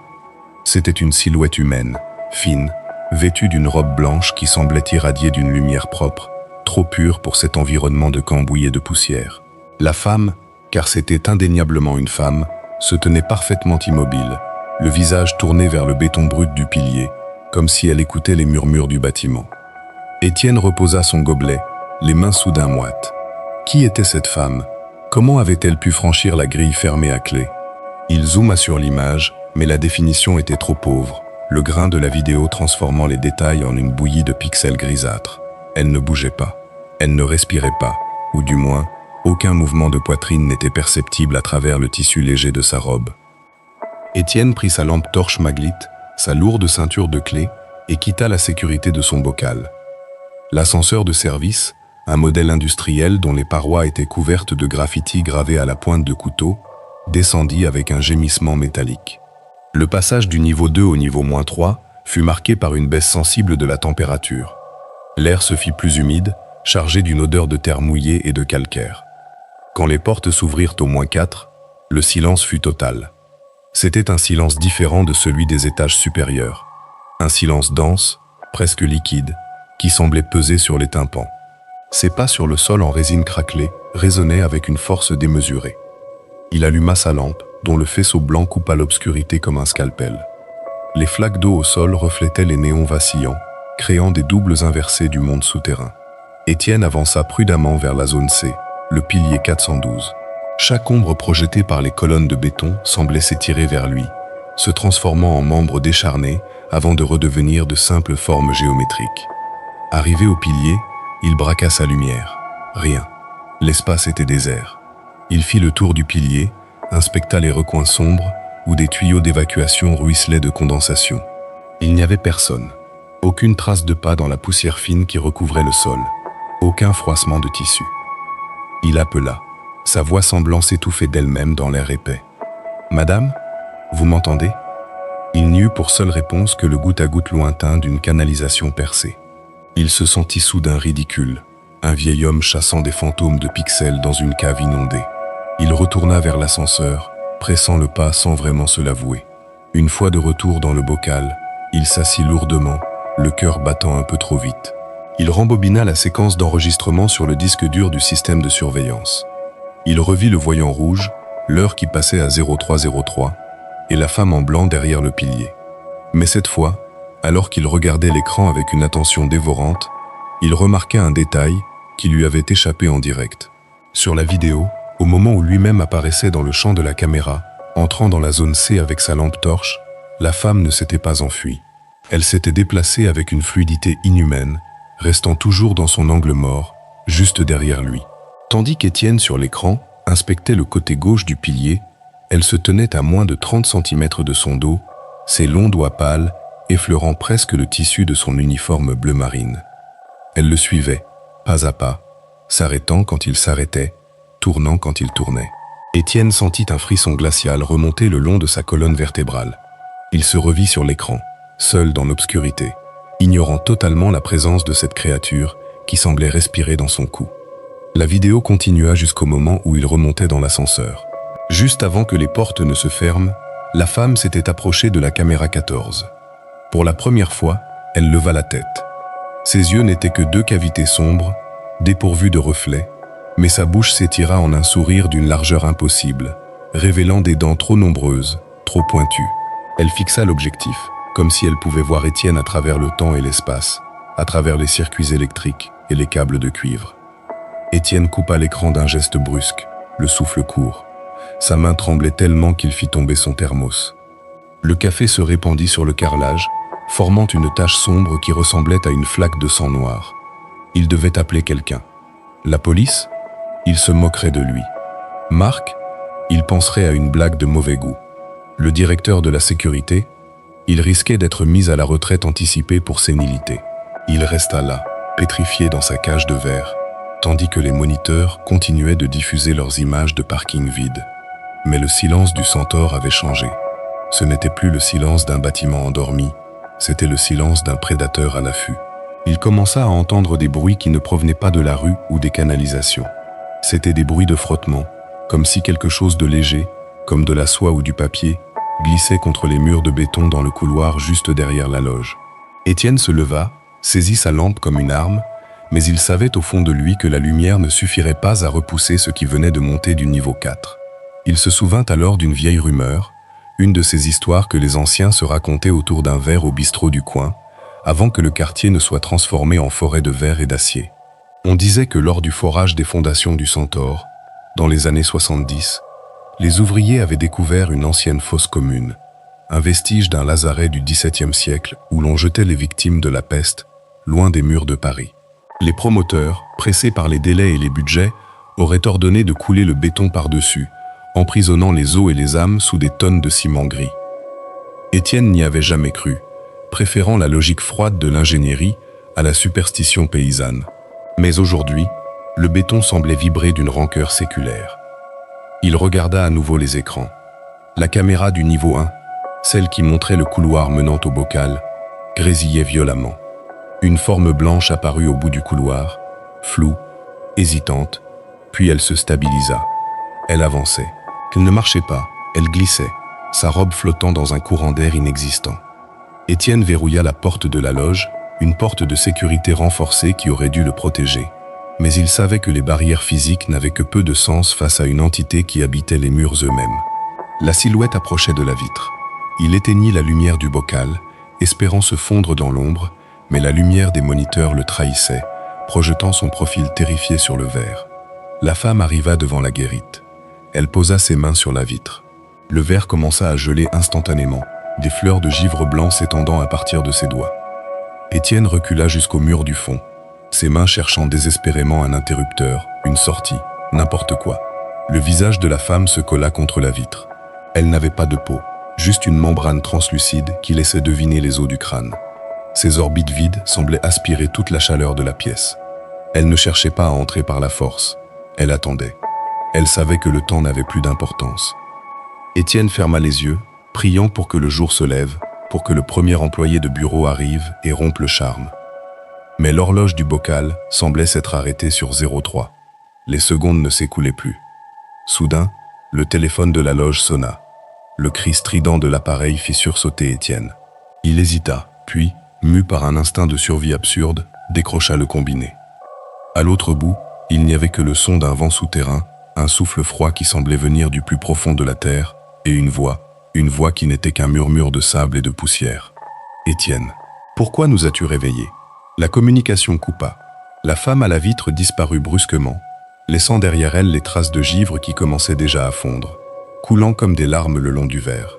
Étienne resta prostré pendant ce qui lui sembla être des heures. Quand le soleil finit par percer à travers les grilles de ventilation au-dessus de lui, apportant une lumière pâle et poussiéreuse, il se redressa, brisé. Il quitta son poste sans attendre la relève de Marc, laissant ses clés sur le bureau. Il marcha jusqu'à la sortie, gravit les marches vers la surface et ne se retourna jamais. Il quitta son emploi le jour même, prétextant un problème de santé. Il déménagea en province, loin des villes, loin du béton, s'installant dans une petite maison en bois au milieu d'une forêt. Mais parfois, au milieu de la nuit, quand le vent souffle dans les arbres et que le silence se fait trop dense, il se surprend à regarder le sol sous ses pieds. Il imagine le béton qui coule, les fondations qui s'enfoncent. Et il se demande si la femme en blanc l'attend toujours au niveau Mère 4 du Centaure, juste derrière le pilier 412, souriant de ses dents trop pointues dans l'obscurité éternelle. Les mois passèrent, et l'histoire du garde qui était devenu fou commença à circuler parmi le personnel du Centaure. Marc, qui avait repris le poste de chef de nuit, aimait raconter cette anecdote aux nouveaux arrivants pour tester leur courage. Il riait de la superstition d'Étienne, de ses histoires de fantômes et de ses capteurs défectueux. Pour Marc, le monde était simple, rationnel, sans place pour l'inexplicable. Pourtant, un soir de novembre, alors que la pluie battait les vitres du complexe et que le vent s'engouffrait dans les cages d'escalier avec un sifflement sinistre, Marc se retrouva seul dans le bocal. Il avait oublié l'histoire d'Étienne, ou du moins, il l'avait rangée dans un coin de son esprit comme une simple plaisanterie. Mais à 3 heures du matin, le voyant rouge s'alluma. Alarme intrusion, niveau 4. Zone C. Marc soupira, se souvenant des paroles d'Étienne. Il regarda l'écran 14. Une forme blanche se tenait derrière le pilier 412. Marc ne ressentit pas de peur immédiate, juste un profond sentiment d'agacement. Quelqu'un s'amusait à ses dépens. Un de ses collègues, sans doute, qui voulait lui faire peur. Il prit son talkie-walkie et descendit au 4, bien décidé à mettre fin à cette plaisanterie une bonne fois pour toutes. En arrivant au niveau condamné, l'odeur de terre et de mort le frappa avec une violence inouïe. Ce n'était pas l'odeur du béton humide, c'était l'odeur d'un tombeau fraîchement ouvert. Il avança vers la zone C, criant des menaces dans le vide. « Sortez de là! Je sais que c'est toi, Julien. C'est pas drôle. » Il n'y eut pas de réponse. Marc arriva au pilier et ne trouva que le vide. Mais en regardant le sol, il vit quelque chose qui lui fit perdre toute contenance. Dans la poussière, il n'y avait pas de traces de pas, mais il y avait des marques, des griffures profondes dans le béton, comme si quelque chose de lourd et d'affamé avait été traîné là depuis des décennies. Il sentit alors un souffle glacé dans son cou. Il n'eut pas le temps de se retourner. Le lendemain matin, on retrouva le bocal vide. Le café de Marc était encore chaud, son blouson était accroché à la patère, mais l'homme avait disparu. La police fouilla tout le complexe, du toit aux fondations, mais ne trouva aucune trace de lui. Le seul indice était un enregistrement de la caméra 14. On y voyait Marc arriver dans la zone C, crier après une présence invisible, puis se figer. Une main blanche, longue et décharnée, sortait du pilier de béton lui-même et se posait sur son épaule. Marc avait été aspiré dans la colonne, ses os broyés par la force du ciment, sans un cri, sans un bruit. Le centaure avait faim, et le béton avait une mémoire que personne ne pouvait effacer. Depuis ce jour, le niveau 4 a été muré, comblé par des tonnes de remblais, mais les habitants du complexe jurent que par les nuits de tempête, on peut entendre des appels au secours étouffés, provenant des murs de leurs appartements de luxe. Des voix qui murmurent des noms, des voix qui demandent pourquoi on les a oubliés sous la dalle. Étienne, lui, ne dort plus jamais dans l'obscurité. Il garde toujours une lampe allumée, car il sait que les ombres ne sont pas de simples absences de lumière, elles sont des portes ouvertes sur un passé qui ne veut pas mourir. L'écho de la disparition de Marc finit par s'estomper, étouffé par les rumeurs plus fraîches de la vie parisienne. Le Centaure, avec ses façades de verre miroir et ses loyers exorbitants, continua de trôner sur la ville comme une forteresse d'indifférence. Les nouveaux gardes, recrutés par des agences de sécurité intérimaires, ne restaient jamais longtemps. Ils parlaient de malaise inexpliqué, de maux de tête persistants dès qu'il descendait dans les parkings et d'une sensation d'oppression permanente. Certains prétendaient même avoir vu des fissures apparaître spontanément sur les piliers, des fissures qui semblaient se refermer d'elles-mêmes dès qu'on essayait de les inspecter de plus près. La direction, soucieuse de ne pas effrayer les investisseurs, faisait repeindre les murs régulièrement, mais le béton rejetait la peinture comme un corps étranger. Des taches sombres, semblables à de l'encre, réapparaissaient toujours au même endroit, dessinant des visages hurlants que seuls les yeux les plus attentifs pouvaient discerner. Un jeune architecte, nommé Vincent, fut dépêché sur les lieux pour une expertise structurelle. Passionné par l'architecture brutaliste, il voyait dans le Centaure un chef-d'œuvre de conception. Mais dès sa première visite au niveau 3, le dernier encore accessible, il ressentit un malaise profond. Ses instruments de mesure devenaient fous. Les niveaux à bulles n'étaient jamais droits. Les lasers de mesure déviaient de plusieurs degrés sans raison apparente. C'était comme si l'espace lui-même était tordu, comme si la géométrie du bâtiment obéissait à des lois non euclidiennes. En étudiant les plans originaux dans les archives municipales, Vincent découvrit une anomalie. Les plans officiels indiquaient 7 niveaux de parking, mais sur une esquisse préliminaire, retrouvée dans les cartons d'un collaborateur décédé, il y avait un 8e niveau, désigné simplement par la lettre grecque oméga. Ce niveau ne figurait sur aucune coupe officielle et semblait avoir été effacé des registres avec une hâte suspecte. Intrigué, Vincent décida de mener sa propre enquête, loin des regards indiscrets de la direction. Il profita d'une nuit de maintenance pour s'introduire dans la cage d'escalier de secours du fond, celle qui n'était plus utilisée depuis des années. La descente fut interminable. Plus il s'enfonçait, plus l'air se raréfiait, remplacé par une vapeur épaisse et froide qui lui brûlait les poumons. Arrivé au niveau 4, il trouva le mur de parpaing qui condamnait l'accès à la zone C. Mais en examinant le sol, il remarqua une trappe métallique dissimulée sous une couche de poussière et de débris. Il utilisa un pied de biche pour forcer le verrou rouillé. La trappe s'ouvrit dans un grincement de métal agonisant, révélant une échelle verticale qui s'enfonçait dans un abîme noir. Vincent alluma sa lampe frontale et commença la descente. Ce qu'il trouva au bout de l'échelle défiait toute logique. Le niveau oméga n'était pas un parking. C'était une immense salle circulaire, dont les parois étaient faites d'un béton noir, lisse comme de l'obsidienne. Au centre de la pièce, un pilier colossal, bien plus large que tous ceux des étages supérieurs, montait jusqu'au plafond. Ce pilier n'était pas inerte. Il semblait battre d'un pouls lent, presque imperceptible, et sa surface était couverte de milliers d'empreintes de mains, gravées dans la pierre avec une précision terrifiante. C'étaient les mains de ceux qui avaient été sacrifiés au bâtiment, les mains des ouvriers disparus, des victimes de la fosse commune, et peut-être même celles de Marc. Vincent s'approcha du pilier, fasciné et terrifié à la fois. En posant sa main sur la surface froide, il fut assailli par une vision. Il vit le Centaure non pas comme un bâtiment, mais comme un organisme vivant, un prédateur géant qui se nourrissait de la présence humaine pour maintenir sa structure. Chaque brique, chaque dalle de béton était imprégnée de la souffrance et de la peur de ceux qui y vivaient ou y travaillaient. Il comprit alors que le Centaure n'était pas construit sur une fosse commune, il était la fosse commune. Un monument à l'oubli et à la consommation, une machine à broyer les âmes pour produire du profit. Soudain, les lumières de sa lampe frontale commencèrent à faiblir. Dans l'ombre portée par le pilier central, il vit une silhouette se détacher. La femme en blanc. Elle n'était plus seule. Derrière elle, des dizaines de formes vaporeuses émergeaient des murs, des spectres aux visages effacés, dont les gémissements formaient une symphonie de désespoir. Vincent tenta de remonter l'échelle, mais ses jambes étaient devenues lourdes comme du plomb. Il se sentait devenir une partie du décor, ses tissus se transformant lentement en minéral. La femme s'approcha de lui, et cette fois, il vit son visage de près.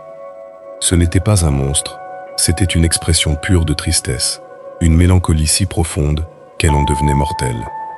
Elle posa sa main sur le front de Vincent, et il sentit son esprit se dissoudre dans le béton noir. Le lendemain, la trappe fut retrouvée scellée par une soudure parfaite, comme si elle n'avait jamais été ouverte. Vincent ne fut jamais revu. La direction classa l'affaire comme une démission brutale, une de plus dans la longue liste des incidents du Centaure. Le bâtiment, quant à lui, semblait plus solide que jamais. Les fissures avaient disparu, et les loyers continuèrent de grimper. En surface, les gens continuaient de marcher sur la dalle de la Défense. ignorant totalement que sous leurs pieds, dans les profondeurs de l'Oméga, de nouveaux noms venaient d'être ajoutés à la liste des piliers de la ville.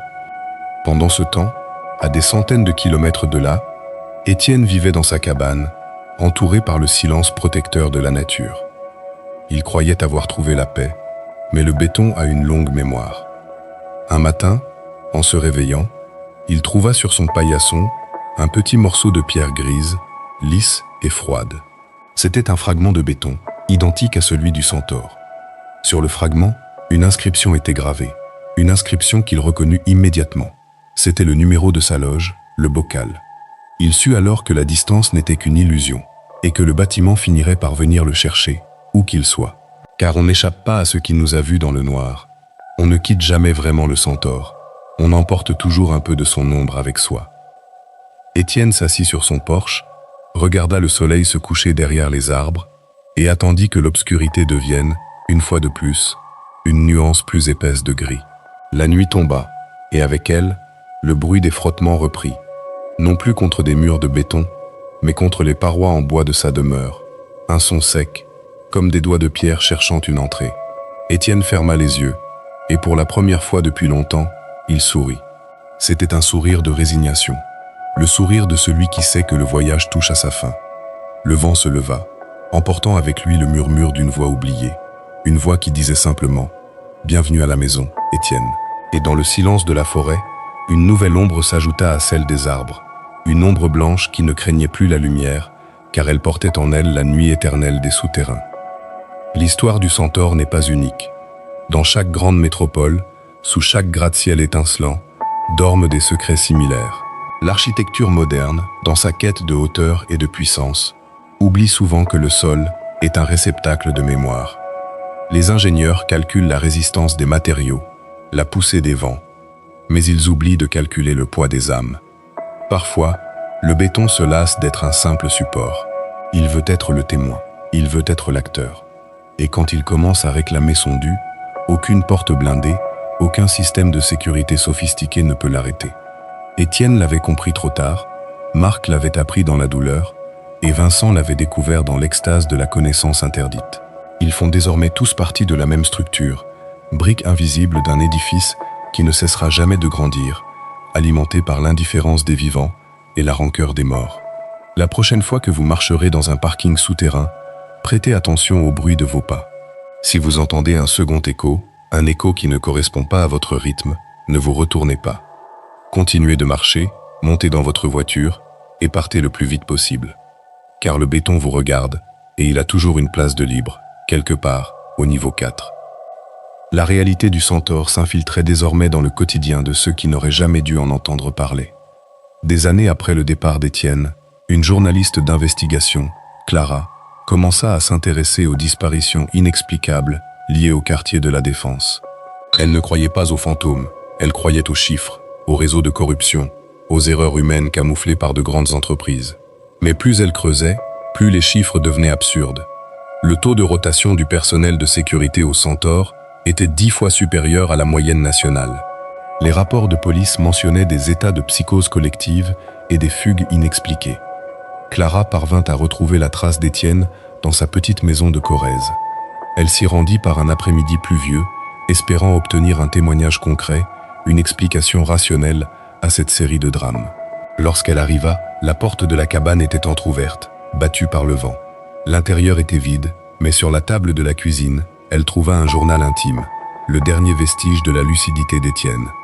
Les pages étaient couvertes d'une écriture nerveuse, de plus en plus illisible vers la fin. Il y parlait de la peau du monde, de cette fine couche de réalité qui nous protège de l'horreur pure et de la façon dont le béton la dévorait. Ils ne sont pas morts, écrivait-il dans sa dernière entrée. Ils sont devenus les fondations. Chaque fois qu'une voiture roule au-dessus d'eux, ils ressentent la pression. Chaque fois qu'un néon grésille, c'est leur cri que l'on entend. Le centaure n'est pas une prison. C'est une église dédiée au dieu de la pierre et du silence. Clara ressortit de la cabane avec un sentiment de malaise qu'elle n'avait jamais connu. Elle retourna à Paris, bien décidée à boucler son article et à dénoncer l'insécurité des parkings de la Défense. Mais en arrivant devant le centaure, elle s'arrêta. Le bâtiment lui parut différent. Il ne semblait plus être fait de verre et d'acier, mais d'une matière organique, pulsante, qui semblait absorber la lumière du jour. Elle entra dans le hall, montra sa carte de presse au garde de service, un homme aux yeux vitreux qui ne semblait pas la voir. Elle prit l'ascenseur pour descendre au parking, pensant y trouver des preuves de négligence structurelle. Arrivée au 3, elle fut frappée par l'odeur. Cette odeur de terre mouillée, de calcaire et de quelque chose d'autre, une odeur douceâtre, presque florale, mais qui cachait une pourriture ancienne. Elle s'avança dans les couloirs déserts, sa caméra au point. Le silence était absolu, un silence qui semblait absorber le moindre bruit de ses vêtements. Elle arriva devant le mur de parpaing qui fermait l'accès au niveau -4. Elle remarqua que les parpaings n'étaient pas fixés avec du mortier ordinaire. Ils semblaient soudés entre eux par une substance noire et visqueuse qui suintait lentement. Clara approcha son objectif pour prendre une photo macro. C'est alors qu'elle l'entendit. Un rire d'enfant, cristallin, qui résonnait derrière le mur. Elle posa son oreille contre la paroi. Ce n'était pas seulement un rire, c'étaient des voix, des centaines de voix qui chuchotaient à l'unisson. Elle l'appelait par son nom. Clara, Clara, viens voir la vérité. Elle recula, prise d'une panique soudaine, mais le sol sous ses pieds commença à se ramollir. La résine du parking se transformait en une sorte de boue bitumineuse qui emprisonnait ses chevilles. Elle lutta, essaya de se dégager, mais plus elle bougeait, plus elle s'enfonçait. Elle vit alors les murs se rapprocher d'elle, les piliers s'étirer comme des bras géants. Le centaure n'avait plus besoin de pièges complexes. Il était devenu assez puissant pour chasser ouvertement. Clara cria, mais le son de sa voix fut immédiatement étouffé par le béton qui s'engouffrait dans sa gorge. Elle sentit ses os se briser sous la pression de la pierre, ses organes se mélanger au ciment frais qui semblait naître du néant. Dans ses derniers instants de conscience, elle vit la femme en blanc se tenir devant elle. Mais cette fois, elle reconnut son visage. C'était elle. C'était Clara, ou du moins une version d'elle-même, libérée de la chair et de la peur, prête à intégrer la structure éternelle. La caméra de Clara tomba au sol, l'objectif brisé, filmant une dernière image floue, le mur de parpaing qui s'ouvrait comme une bouche pour laisser passer une lumière noire. Le lendemain, l'article de Clara ne fut jamais publié. Son ordinateur avait été vidé de tout contenu, ses archives détruites par un mystérieux virus informatique. Elle devint une disparition de plus, une note de bas de page dans les dossiers de la police. Le centaure, quant à lui, connut une nouvelle phase d'expansion. Une extension fut construite, un nouveau bloc de bureaux qui s'élevait encore plus haut vers le ciel. Les ouvriers disaient que le béton utilisé pour les fondations était d'une qualité exceptionnelle, d'une dureté jamais vue. Ils ne savaient pas qu'ils travaillaient avec les restes de ceux qui avaient cherché à comprendre. Le cycle continuait, inévitable et parfait. La ville, dans sa frénésie de modernité, se construisait sur ses propres cadavres, transformant la vie en architecture. Et parfois, quand le vent tourne et que les lumières de la défense vacillent, on peut apercevoir, fugitivement, des formes blanches glissées entre les voitures de luxe, des gardiens éternels d'un temple que personne n'a voulu bâtir, mais que tout le monde habite. La peur n'était plus un sentiment, elle était devenue un matériau de construction, le liant qui tenait tout l'édifice debout. Et Étienne, dans son dernier sommeil de pierre, savait enfin pourquoi il avait été choisi. Il n'était pas une victime, il était un témoin, le lien entre le monde du dessus et l'abîme du dessous. Son histoire n'était pas une mise en garde, c'était une invitation. Une invitation à regarder au-delà des apparences, à écouter le chant des murs et à accepter que nous ne sommes, au final, que de la poussière en attente de devenir du roc. L'hiver arriva, drapant Paris d'un manteau de givre et de pollution. Au Centaure, le chauffage fonctionnait à plein régime, mais une zone restait désespérément glacée, le parking. Les résidents se plaignaient que leurs voitures ne démarraient plus, que l'air y était irrespirable. On fit appel à des experts, on changea les systèmes de ventilation, on renforça l'isolation, mais rien n'y fit. Le froid venait de l'intérieur, du cœur même de la pierre.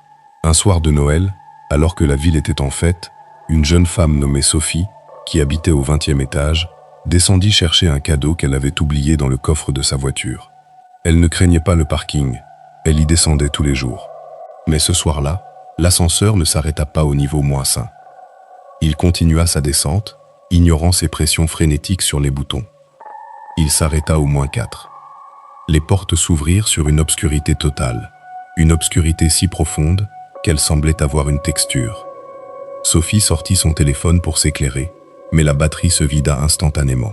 Elle entendit alors un bruit de pas. Des pas lourds, rythmés, qui semblaient venir de partout à la fois. Elle appela au secours, mais sa voix ne produisit qu'un souffle rauque. Elle vit alors une petite lumière au loin, une lumière vacillante qui semblait l'inviter. Elle s'avança, espérant trouver une sortie, un employé, n'importe quoi. Elle arriva devant le pilier 412. La lumière provenait d'une lampe torche abandonnée au sol, une vieille Maglite couverte de poussière. Sophie la ramassa et l'alluma.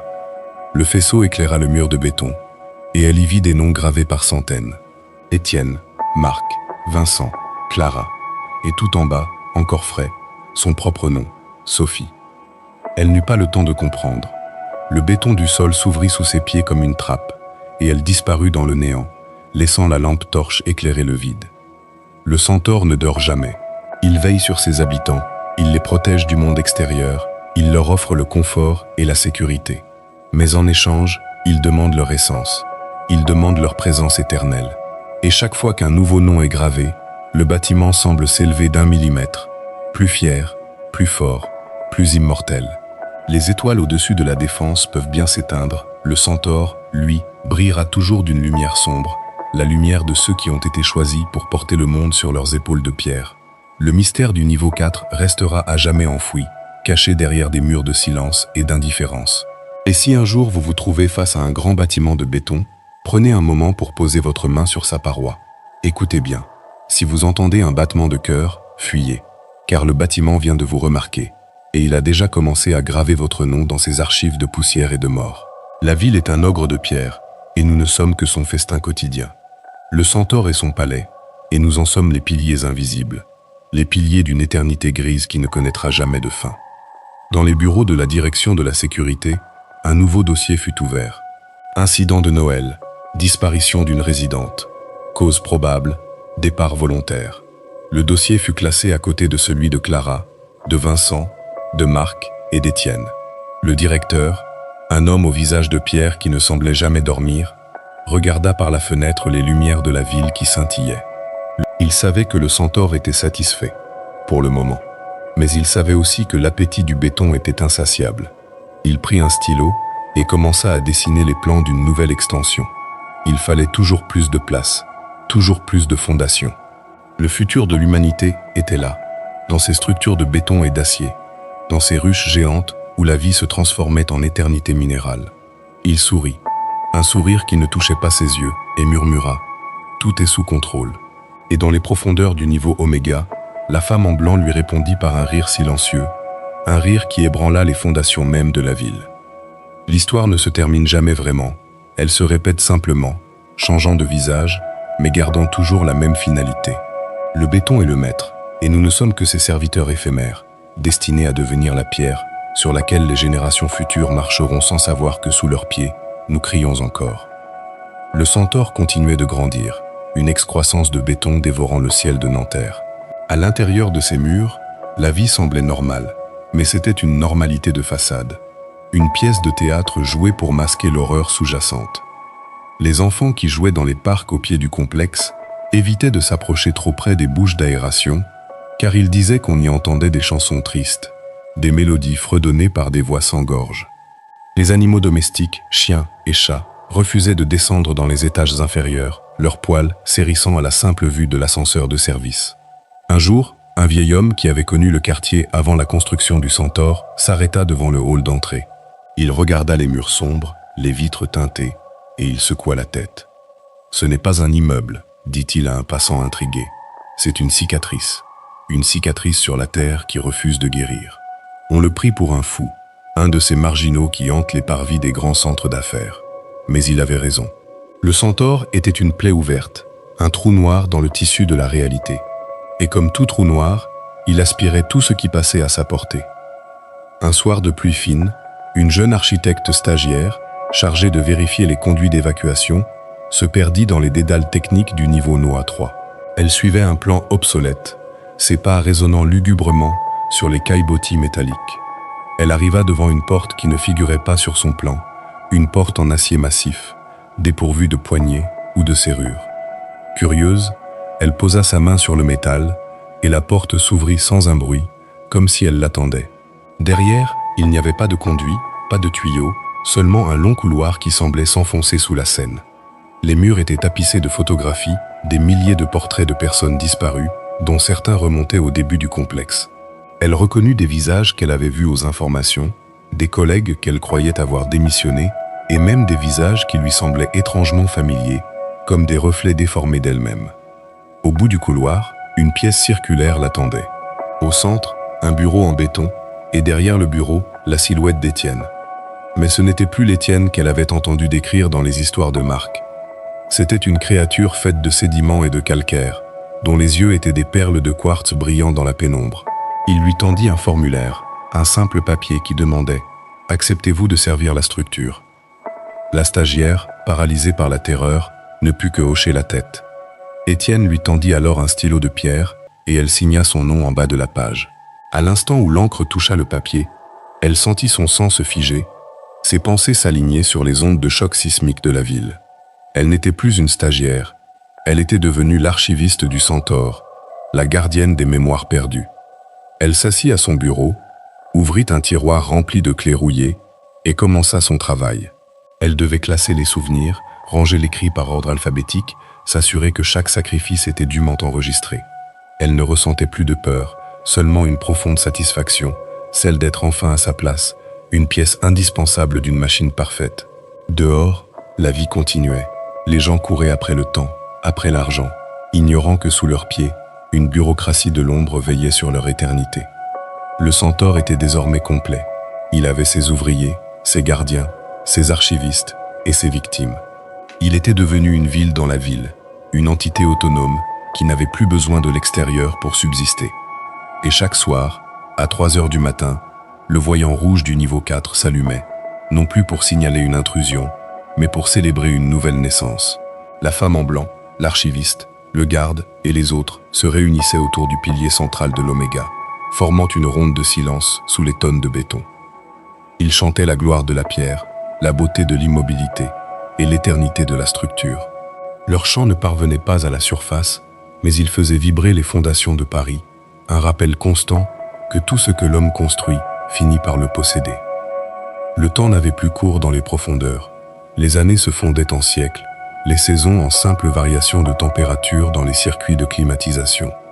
Le Centaure vit les régimes changer, les modes passer, les guerres éclater et se terminer. Il resta immuable, un phare de béton dans l'océan de l'histoire.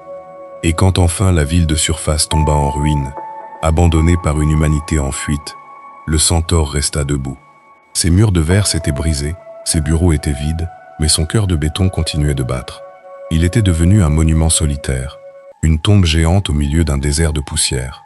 Et à l'intérieur, les habitants de l'ombre continuaient leur routine, indifférents à la fin du monde. Ils avaient la pierre, ils avaient le silence, ils avaient l'éternité. La femme en blanc se tenait au sommet de la ruine, regardant l'horizon dévasté, et elle sut que leur règne ne faisait que commencer. Car la pierre ne meurt jamais, elle attend simplement son heure.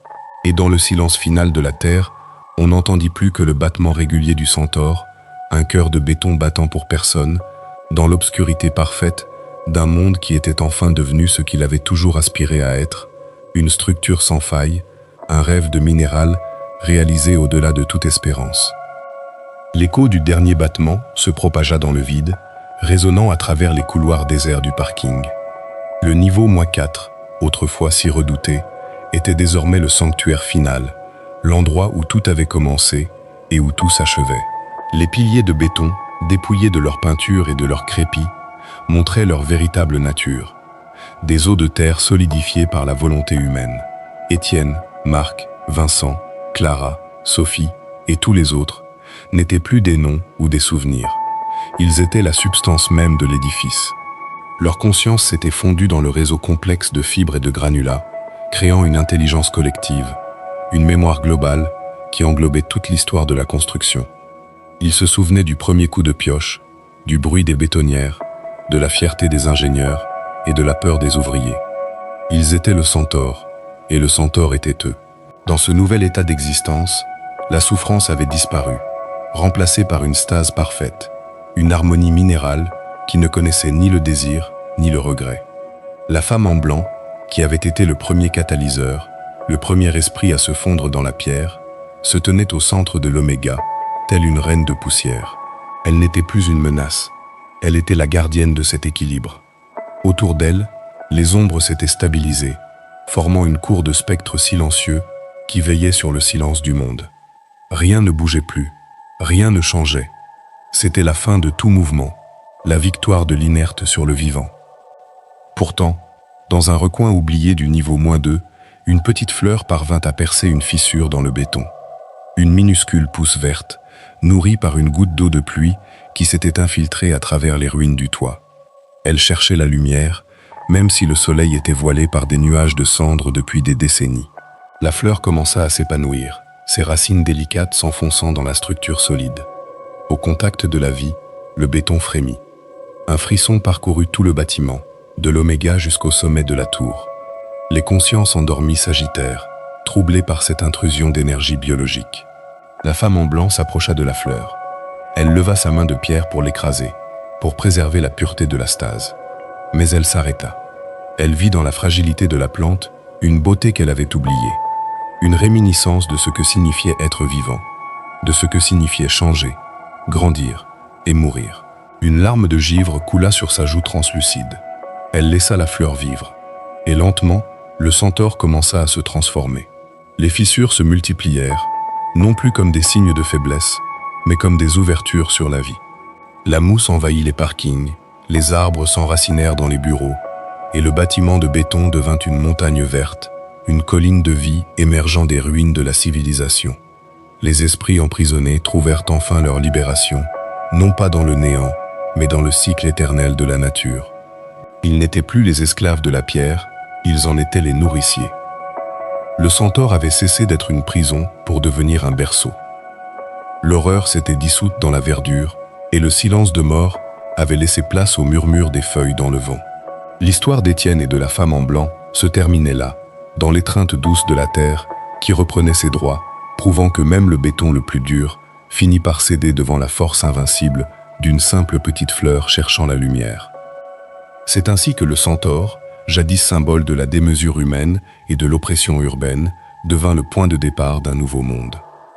Les siècles passèrent, et les restes du béton furent lentement érodés par les éléments, transformés en sable et en terre fertile. Les noms gravés dans les piliers furent effacés par le temps, mais leur essence demeura, infusée dans le sol. Les nouvelles formes de vie qui apparurent sur Terre ne connurent jamais les parkings souterrains, les caméras de surveillance ou la peur de l'obscurité.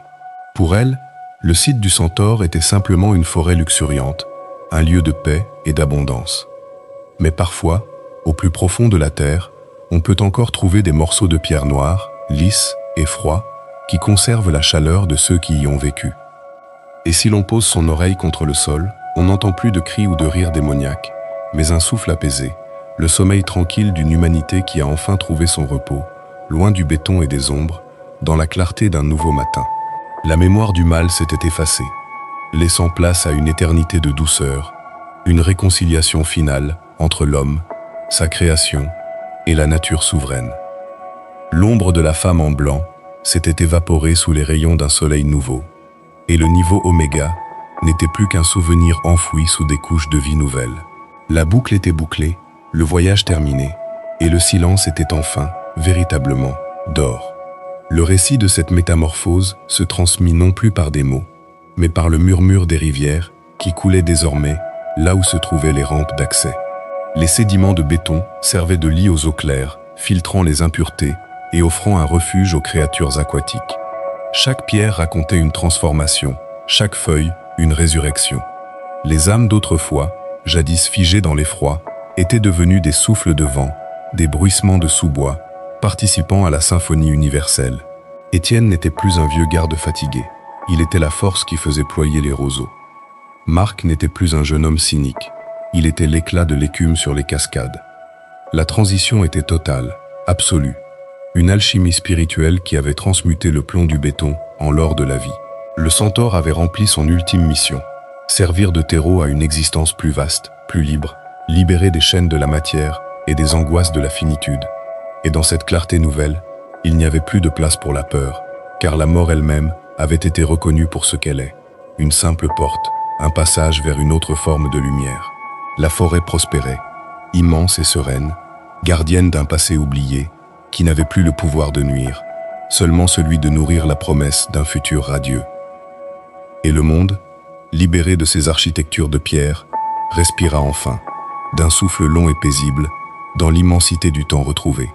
Les siècles s'écoulèrent encore, et la planète elle-même changea de visage, les continents dérivant, les océans se déplaçant, mais l'empreinte spirituelle de cette rédemption resta ancrée dans la trame de l'univers.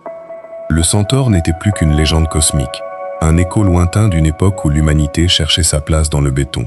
Partout ailleurs, la vie continuait sa danse complexe, mais ici, sur ce morceau de terre sacrée, une harmonie particulière régnait.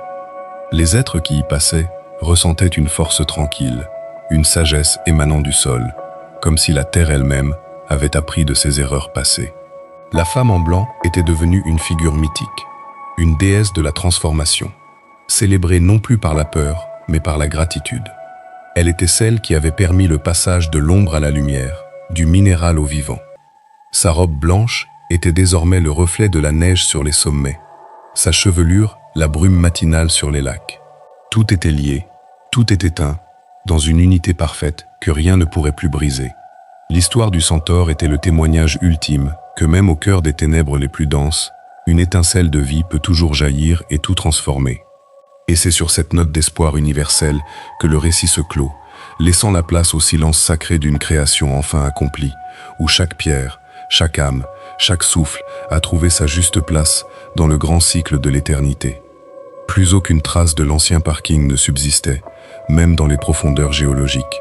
Le béton s'était décomposé en ses éléments primordiaux, retournant à la terre sous forme de calcaire et de silicate. Les noms des victimes étaient redevenus des fréquences vibratoires dans l'air, des notes de musique inaudibles mais harmonieuses. La mémoire de la douleur s'était transmutée en une sagesse ancestrale, infusant chaque particule de matière d'une conscience nouvelle.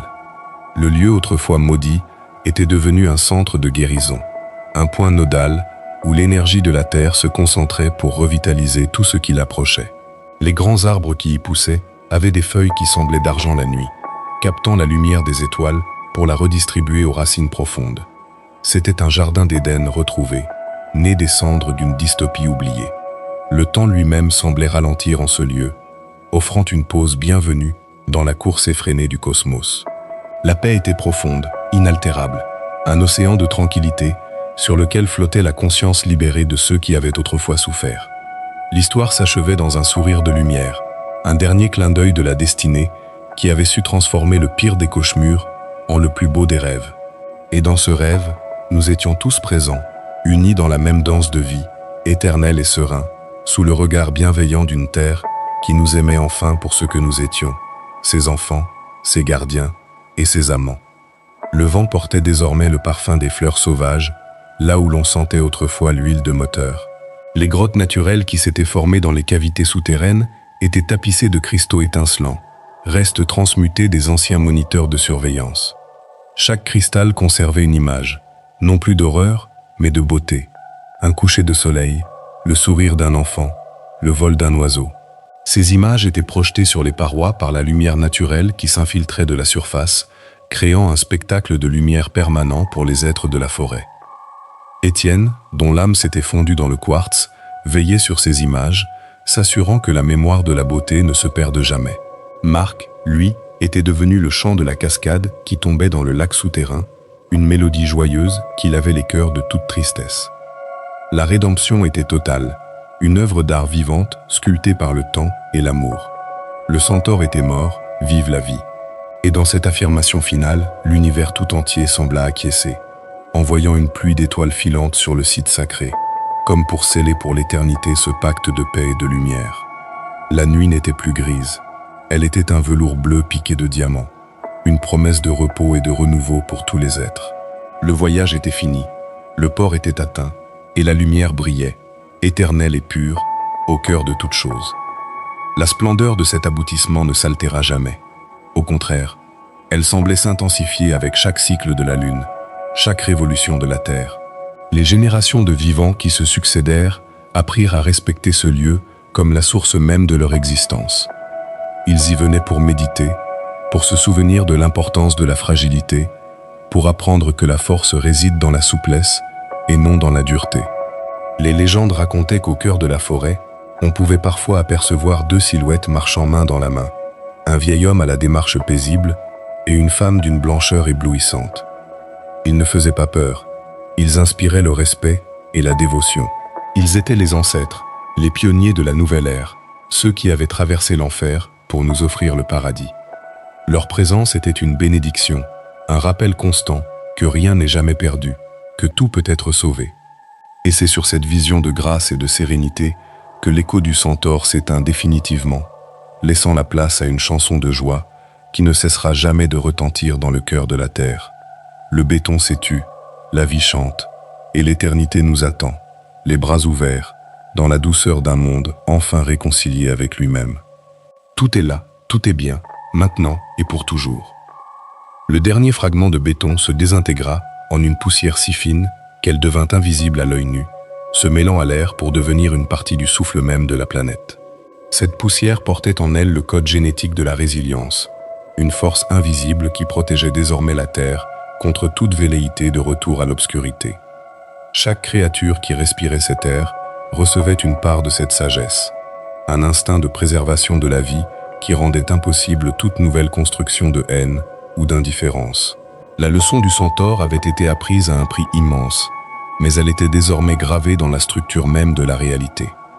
Plus jamais les hommes ne chercheraient à emprisonner la terre sous le béton. Plus jamais ils ne nieraient la présence des âmes sous leurs pieds.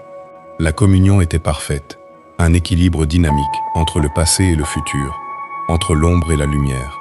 Le site de Nanterre était devenu le cœur battant du monde, un lieu de pèlerinage pour toutes les formes de vie, un sanctuaire où l'on venait puiser la force de continuer à grandir. Et dans ce silence vibrant de vie, la femme en blanc et Étienne disparurent enfin, leur mission accomplie, se fondant dans l'éclat pur d'un soleil couchant qui n'en finissait pas de mourir, pour mieux renaître demain, encore plus brillant, encore plus beau. L'histoire est finie, mais la vie, elle, commence à peine.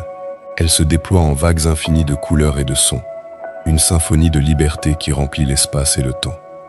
Nous sommes les notes de cette musique, les couleurs de ce tableau, et nous dansons ensemble, éternellement, dans la lumière d'un amour qui ne connaît pas de fin. Tout est accompli, tout est parfait, tout est amour.